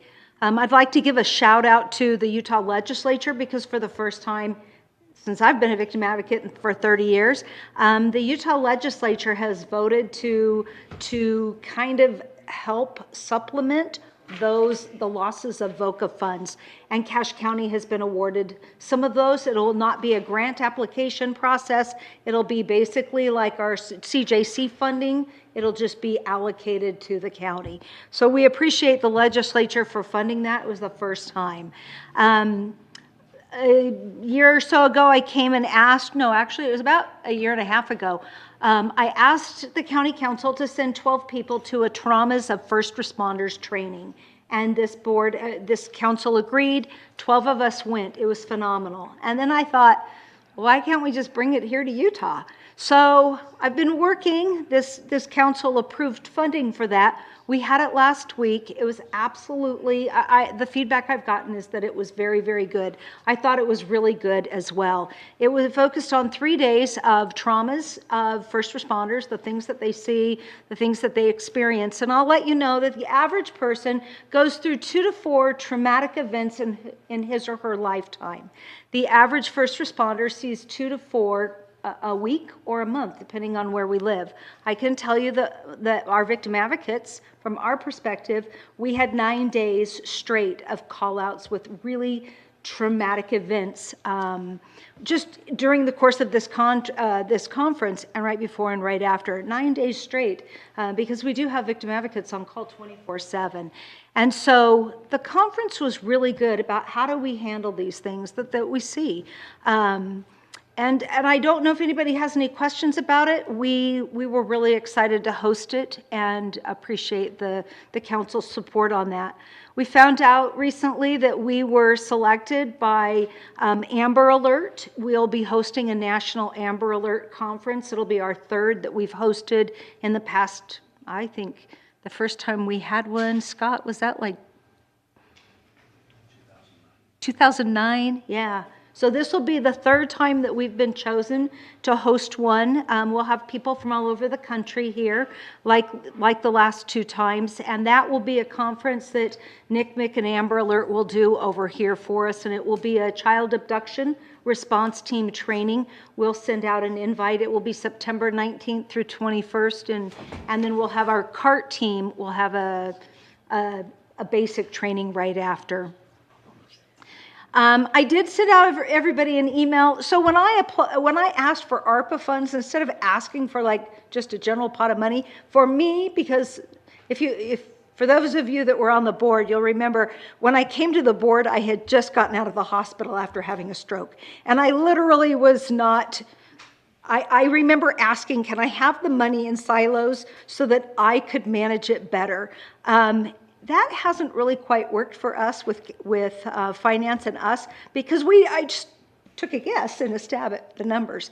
And as a result, we have needed to spend more in certain silos. So what I was wondering is if this board would just allow us to have the group of money, the amount of money, and not break it down by specific, like utilities. You get X amount of dollars for utilities, you get X amount of dollars for phones, you get X amount of dollars for food. That's the way I had broken it down, but we're finding that we're spending a lot of money in certain areas and not as much in others. So I don't know what your thoughts are on that. That was something I came to you all and asked.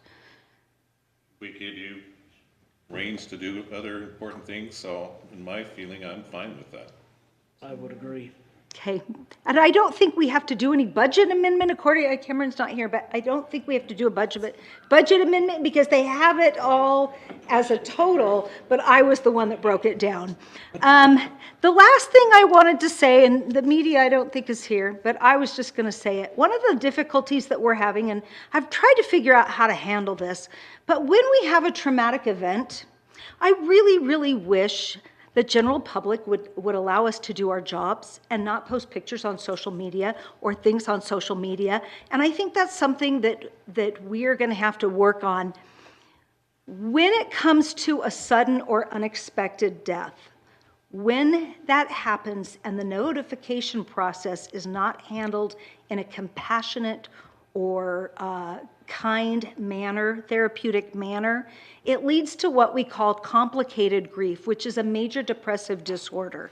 And when somebody's finding out from a neighbor and it seems like every situation we go out on, it's a race against time, it's a race against social media, and I don't really know how to handle this, but I am going to reach out to our local media and just say, you know, when we had our fatal out here, I'll use this as an example. A cement truck hit somebody in a wheelchair.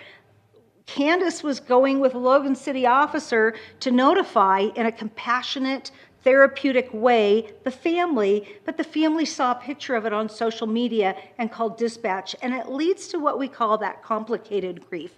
And so I just wanted to tell you that that's made our jobs a little more difficult, and we've had some really, really horrific scenes turn even worse because of that. So I'm going to work with media on that one. I don't think it's only media, because. No, it's people. It's people in general. They're not sensitive in the manner. And I do know that the one gentleman that runs like Cache Valley 411 and a couple of those groups, he will not allow, if somebody tries to post a picture before it's been released to the general public by law enforcement, he pulls it down, and I really appreciate that. So I don't know how to get people to not do those things other than just try to educate them that it's really impactful to that family in a negative way. Does anybody have any questions? No, but I think if you wrote a paragraph that described, this is an issue and we really want to ask the public for your help and support, let's start flooding social media with that public service announcement. Yeah. That's a great idea. On a lot of, because a lot of people look at our posts or Cache Valley 411 or, let's get that message in a concisely written way, and let's just flood and give people that idea, like, oh yeah, maybe I better not. Right. Because it's, when I look at like the triple fatality we had where the 3 people were killed, it was awful. Those family members, of course, they're going through this horrific event. 3 people were killed in this incident, but the way that some of them found out led to even a worse reaction. So I really like that idea. As soon as my grants are done next week, I'm going to work on that. With you bringing that up, I'm hoping that I will see something in Thursday or Saturday's media that will address. Next week? Can I get through this week? Imagine. Okay. When they call you. But I'm serious, they ought to respond to that very theme because of the impact that it is having. Yeah. And it may be cool to a bunch, but it's pretty impactful to, that few that need that respect.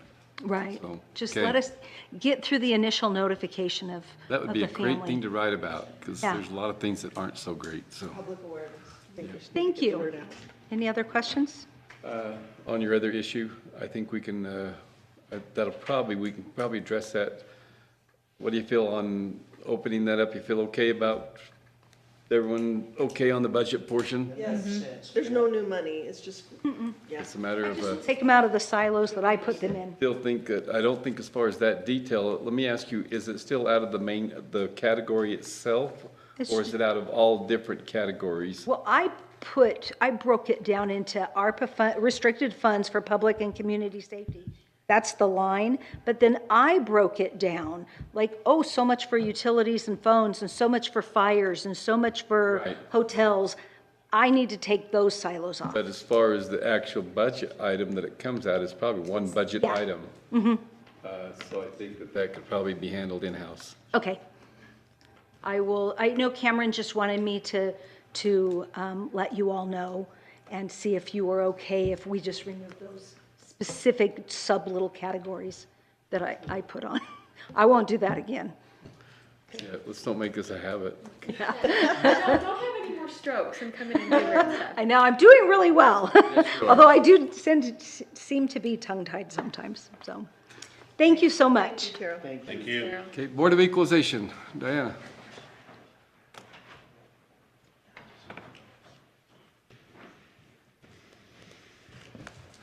We have a few of those. Yes, good evening, And then ladies. also you'll talk to us about the tax sale information. I will. Okay. So this evening, you have the final exemptions in front of you. 3 medical all come with a recommendation for approval, and 1 religious comes with a recommendation for denial based on private interment.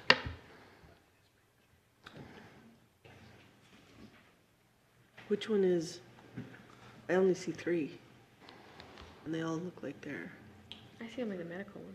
which one are you saying is denied?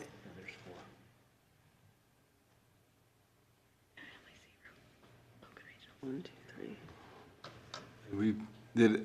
I know we participated in the Bear Lake Community Health Center, and we went through, and you've got that broke down to the percentage, all that stuff. Yes, sir. 30-something Yeah, percent? because of the large vacancy that they had upstairs where they used to have their administration, it brought them down to, I think, a 32.4. 34, I believe it was, percent. So, yeah. Yeah. So, Did you find the religious one? There is not. no, on all the- we have is, So this is the hearing that Barbara and I believe Carl went to with the Grow and Multiply Church. So that was the write-up on that hearing. okay, and that one is not in our packet. It's only 500 pages. Sounds like a RAPS tax application.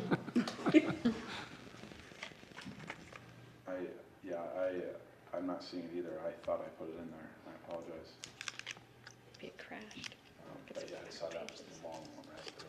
We have to go. Very long. It keeps growing, just as its name. So how do we proceed with that, where we have two hearing officers that, Oh, yes, thank that you. attended? Well, Can they make a recommendation? we can hear that. We haven't really moved into the Board of Equalization yet. Oh, But I think, well, what would be what should we do on that? We're gonna have to wait till bring that back on the 9th of May Yeah, I think we're that. for that one? so the decisions are supposed to be mailed by May 1st by statute. If we're all at a meeting tomorrow and Friday, can we make any discussion and send? No, it has to be noticed. Public. It had to be noticed. Yep. It has to be noticed. Can we do a Zoom meeting? Have to notice that. Just has to be Notice it by Thursday? 24 hours.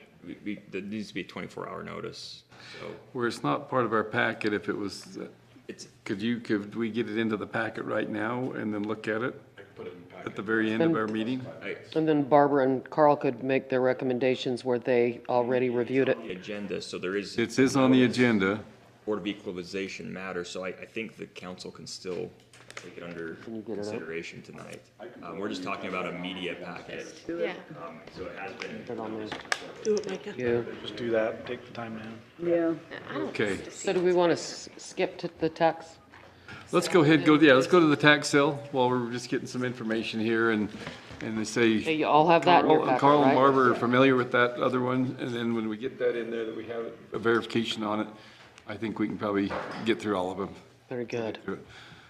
Now, should we go ahead and move in Board of Equalization first to hear the Or tax should sale we wait for information? Micah to do what he needs to do? Well, we can continue it. I think you can move on to the tax. Okay, notice. go ahead. I'm good with that. Then we'll come back to it. So we have one parcel that's going up for sale. McAllister's looked for her for 3 years. I've spent the last couple of months trying to find her. I've sent out all the certified mailings. So it's going to tax sale. There's no way around it. It is a residence in Wellsville, valued around $533,000. Neighbors haven't seen her for about 4 years. So June 1st is the tax sale. Something works out. So, This but this has this. This has the federal. This has the special federal tax lien on it, why you have that ordinance amendment that I had lobbied the attorney's office to write up for me. Because when it has that federal tax lien, there's special noticing that has to go to the IRS. Then once we have the tax sale, we have to wait 120 days to ratify it, for the council to ratify it. So that's clear to September 29th, and I'll bring it to council October 10th. To be ratified, and at that point, that discharges the federal lien, because the IRS has 120 days to redeem the property if they choose to throw their hat in. Federal part is on the lien, or do you know? What the amount is on that federal lien, it's over $315,000. Wow. And I got the certified mail returner, so the IRS has received their notice. Okay, so what you need right now then on that was we need to approve the tax sale? You just, this is your notification that we're having Okay. one, just in case it From here. comes to your And then we'll work attention, or with if you have any we'll work other with the questions ordinance for here in me. a few minutes, right? We'll be We'll working with look that at the ordinance in just a few minutes when we move into that. So Okay. we wait. Well, I hope things are okay. That's kind of a dramatic Yeah, it is. thing happening there, so. Yeah, very, it's always a sad. On there? Okay, go to your council packet. 3 files. And, yeah, bring it back in and you should see it. Okay. Close it and then reopen it? So, can I ask a question? On the next time there's a tax sale, or if there ever happens, can we ever put the federal amount on there so we see that? 'Cause It's when they actually come to the tax sale, I suppose that's a yes. it would just be We could put it on there at the, so, Multiply. You've got it. like I say, it's on all of the materials that'll be up on tax day. Sit both It's you- on that. This is the notice that's already gone to the paper, though. Okay. Okay, at that point, how about if we move to go in the Board of Equalization? So move. Is there a second? Second. All in favor, say aye. Aye. Any opposed? Okay, we are in the Board of Equalization. Let's go ahead and look at those. How about if let's deal with the first three. 1, 2, and 3. Bear Lake, Sunshine, and Logan Regional. Any concerns there? I think we participated in all of those and going through those and vetting those. Anyone that has information on their visits? I would entertain a motion to go ahead and approve those. I move that we approve Bear Lake Community Center, Logan Regional Hospital, and Sunshine Terrace. Is there a second? Second. Moved and seconded that we approve the Bear Lake Community Health Center, Sunshine Terrace, and Logan Regional Hospital for their, the Board of Equalization matters there. All those in favor say aye. Aye. Any opposed? Motion passes on those.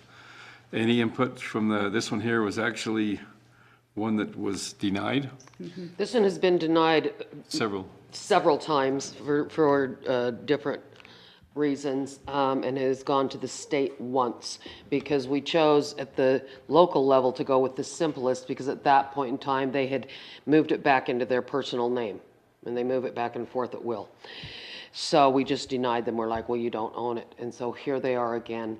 So after we brought the attorney in, Taylor Sorensen came to the hearing with us, because I wanted him to be on board, because it's in our best interest if it does go to the state, because this time we're denying them based on private inurement. Basically, which means all those pages of banking that you see, they're just mixing their money freely. So that's, and even the tiniest a bit of private inurement under federal law will exclude them from like a 501c3 status, which they don't have right now, but under private inurement, just a little bit, and they have a lot of private inurement. So that's what the recommendation is to deny them based on private inurement. That way, when it does go to the state, they will have to address the issue that they were denied on, and then we'll look further into that and how private inurement and private benefit operates in a very private space, like a home, this is what they are trying to get exemption on, rather than a public space like a chapel. Is there not also a requirement on the board of directors to be more diverse than what this is? That's exactly what makes us take a close look, is because on their board of directors, 4 are dynamic family members, 2 live in the home, 2 of the sons are in the Dominican Republic or studying seminary is what they attested to. It was David and I that were in on this hearing. Carl, in case you couldn't remember any of it. I had seen this the year. We have, Okay, we have. okay. So, okay, with all that in mind, is there a motion To deny? deny? So moved. And move second that we deny this Board of Equalization matter here for the Grow and Multiply Ministry. All those in favor say aye. Aye. Any opposed? Motion passes. Thank you. Thank you. You were very extremely thorough, and you are very good at what you do. I'll just hang around for the ordinance that I. Okay, I appreciate that. Move to adjourn from the Board of Equalization. Second. Second, we adjourn. All those in favor say aye. Aye. Any opposed? If you are opposed, boy, you really like that. Let's go down here, ordinance 2023-13.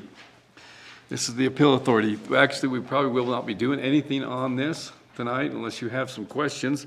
It's an action item that there's a little more work that is being done, and we've requested the attorney's office to make some changes. Yes, we talked about that in the last meeting. Taylor's working on those. I believe he wants to bring it before ordinance and policy before our next meeting, Right. just to smooth some of those out before we bring it back for the final time. But we left it on there as pending actions so that we don't have to go through all that Yes. noticing process again. That's okay. Initial proposals, ordinance 2023-15. Property standards. This one we have gone through in ordinance policy.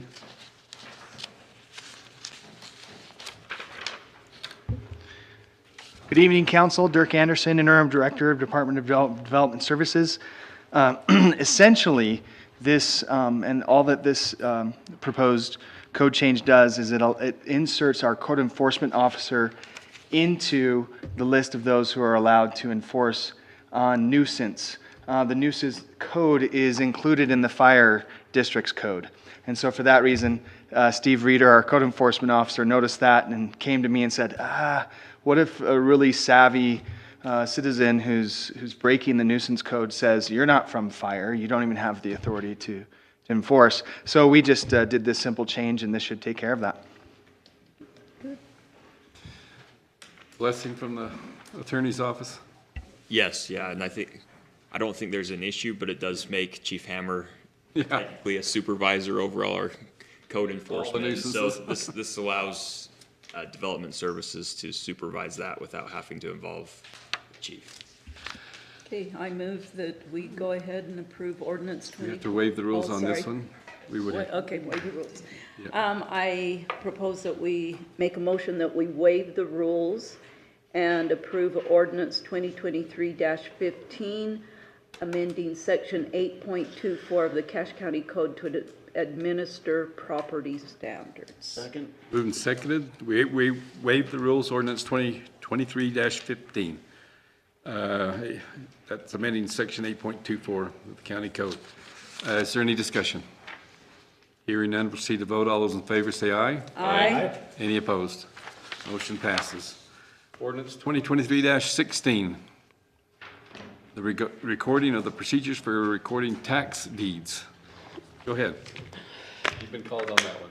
Okay, so as I was reviewing the federal law and what I had to do about this federal lien, because we've never had one before, I noted that our ordinance stated we would issue the tax deed within 60 days.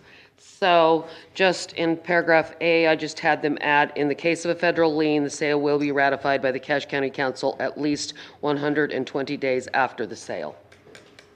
And that's all I need to make it happen, but Taylor said something about waiving the rules so that they could make some motion on it or something, Dane? Yes, because it's the initial time they're seeing it. They need to waive the rules if they're going to accept it today. Okay. Just for my background, how do you determine a federal lien, or how do you get notified of that?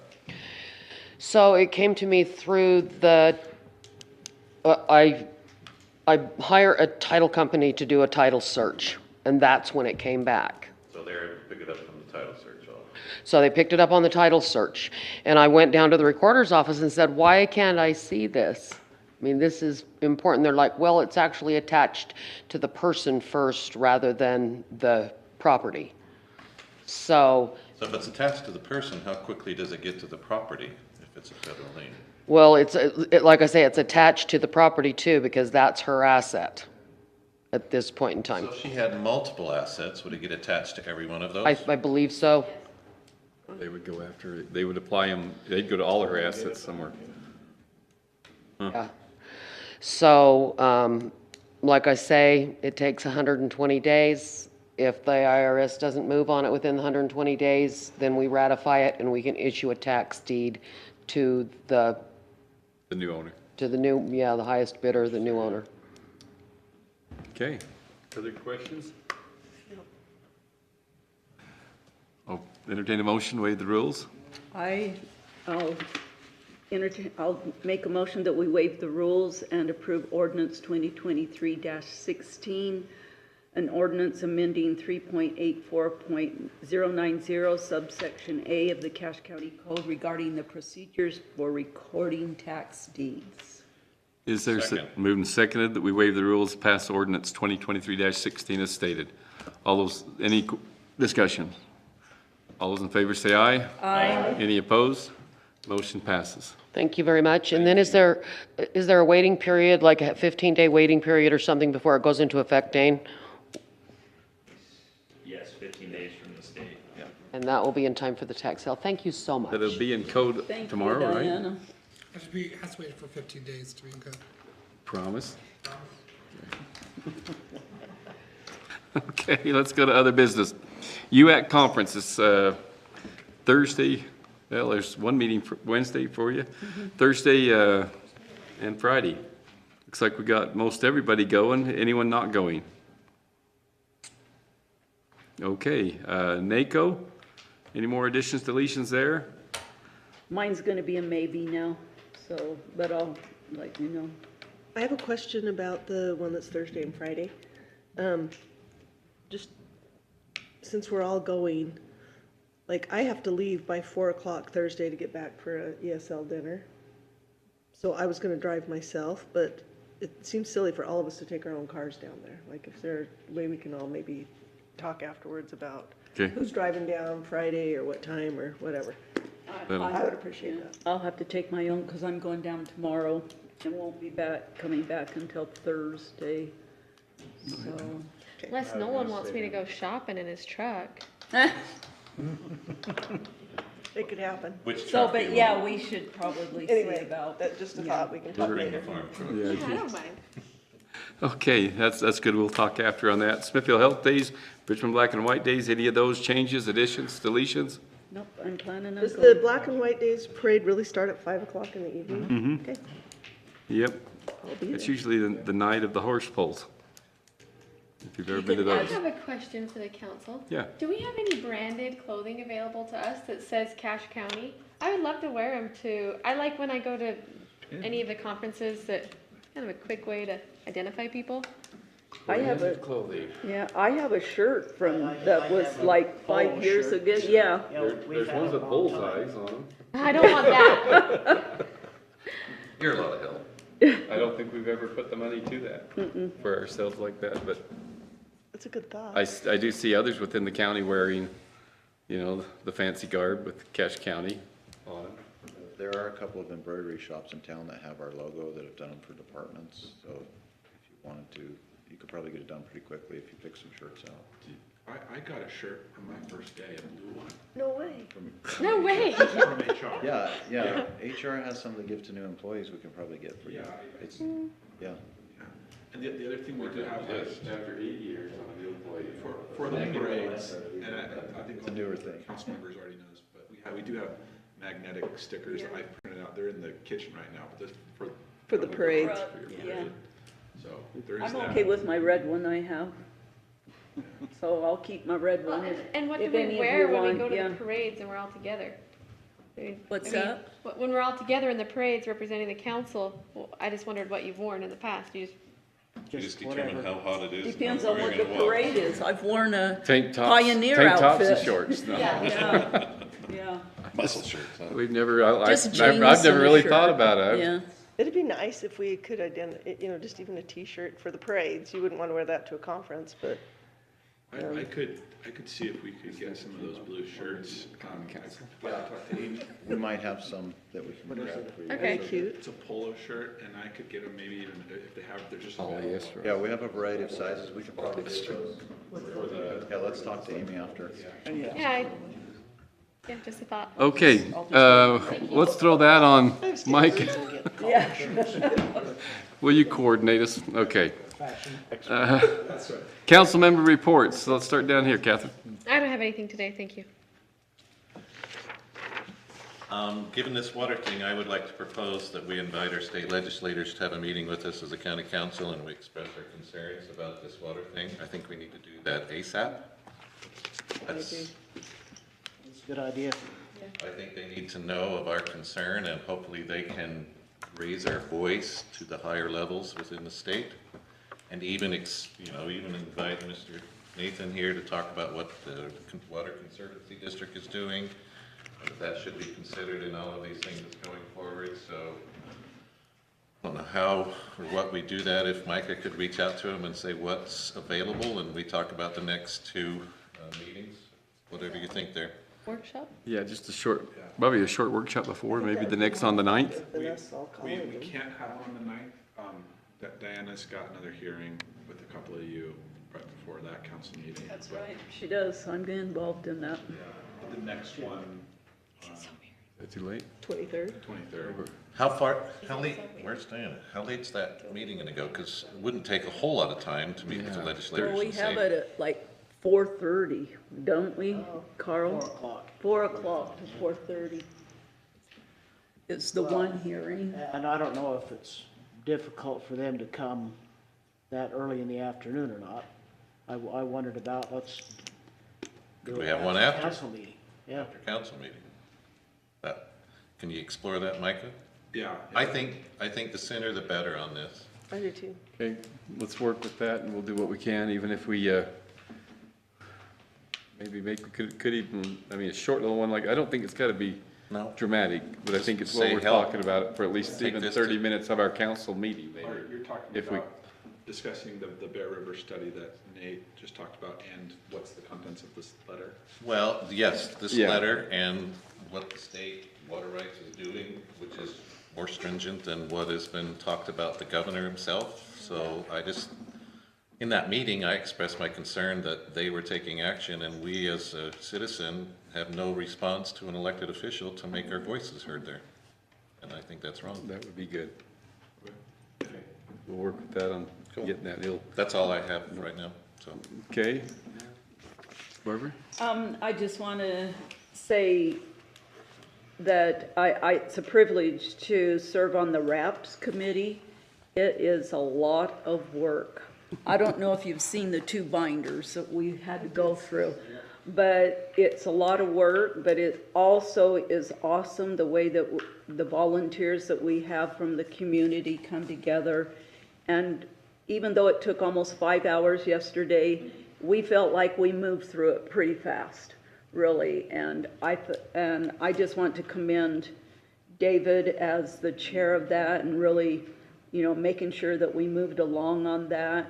And also Alma really Alma Burgess put those 2 binders together. It was so easy to go in and find what we needed to look at and everything, and he gave us score sheets, and there was a lot of work that went into it before we even had our meeting, because we needed to preview all of those applications and also score what we thought would be the most,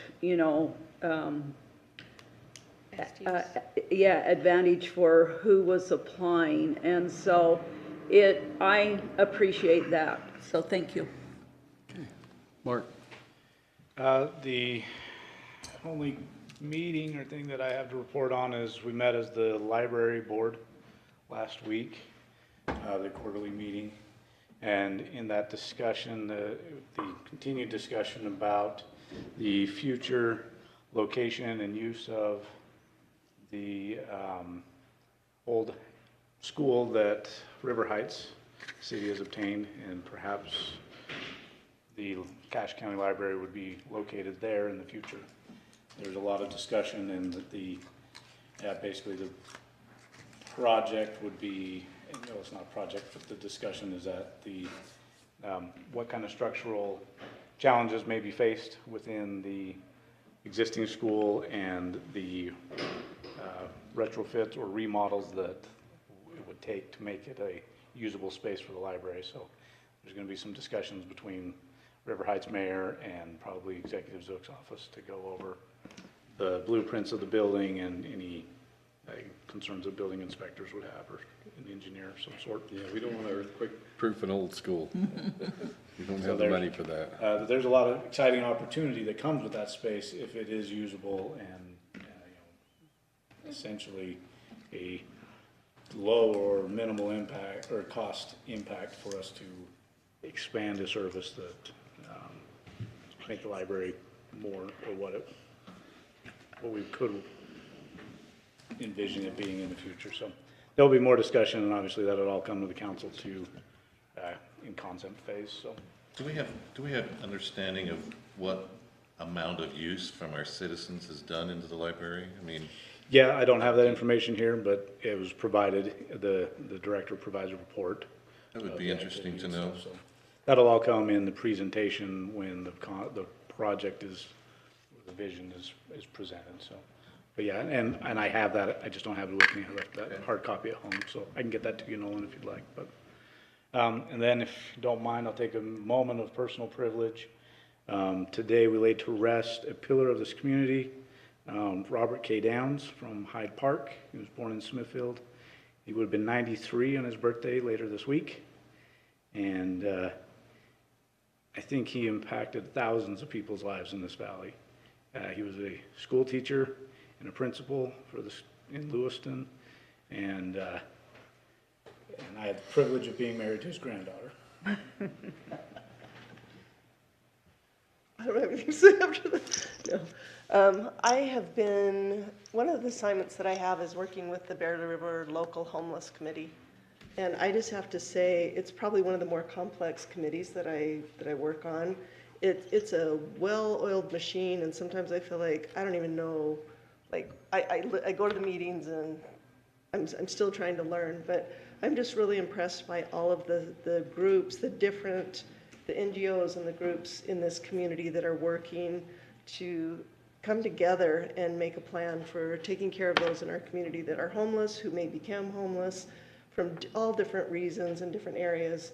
And it's just really been heartening to me to be a part of that. I hope I can learn more and be more of a contributor to that, but we've had some great meetings, and it's pretty impressive, so it's a good one. Thanks, Sandy. I'll just echo what she said, and beyond that, I don't have anything else.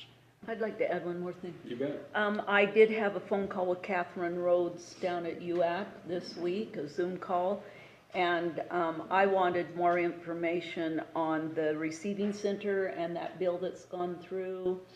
And she was very helpful to me, and I'm going to probably still keep in contact with her so that I can keep on top of how those funds will be used and how they're going to be utilized in our community. Terrific. The only report, I have one question. Mr. Zook, in our last meeting, we jumped way ahead of you in the Hyde Park Cemetery approval of their cemetery Maintenance board. That probably should have came through you. No, under Utah law, cemetery districts are actually appointed by the council, so I didn't need to be involved with it. Okay, because I wanted to make sure, because if you were still okay with them, thanks for the presentation of those names. Yeah, I worked with Councilmember Hurd on getting that coordinated, but left it up to him. The oversight. He said you had talked, but I didn't want us, jump ahead on your appointment time. Thanks, you were gone, and I thought maybe Dirk would at least give his blessing or something. He did. Okay, you're covered. Just wanted to make sure on that. Thanks for asking. Did you all get that letter to the Division of Water Rights that was sent by Mike? Yeah. Read through that. How do you guys feel about that? Sign it and get it into. We did add. Yep. There was one portion that we did add in there, and it's just another Second paragraph. sentence right there. And it says this policy also expands the more. This one includes it. Yeah. Sandy's also offered a small version. In the very last paragraph, before it says thank you again, when it says, the water that does not contribute to the Great Salt Lake exists under our valley, and he said we should hope that the people of Cache Valley have a right to use it. My idea was to say we assert that we have the right to use it, instead of saying we should hope. I mean, I just thought it should be a little more aggressive. I think that's very well. Everyone else feels about that. And then to mention that the section, and if you read that, maybe it was, I don't know when it was sent to, did you resend it? Since, I resent it, but, so the ones that you all have that I printed out, that has what I added, Dave. okay. I just want to make sure on that little addition right there to, he's also CCing our legislators, the Division of Natural Resource Director, Ferry, Jill Ferry, and as well as on up to Governor Cox. Okay. So, and then we've worked kind of side by side and hand in hand with also the Cache Water District. And they're also reiterating that same statement. So, that's kind of one thing, just make sure if you could, we probably need some sort of agreement so we can get signatures on this to send. So if you can stick around and just sign this one and then the Okay. signature. We only need to sign one, is that correct? Okay. Okay, well, that worked out, I appreciate that. On the front page. And I'll make the change. That'll be perfect. Okay, with that, that's all that I have. Then I will entertain a motion to adjourn. So moved. Second, that we adjourn. Anyone not in favor? Good.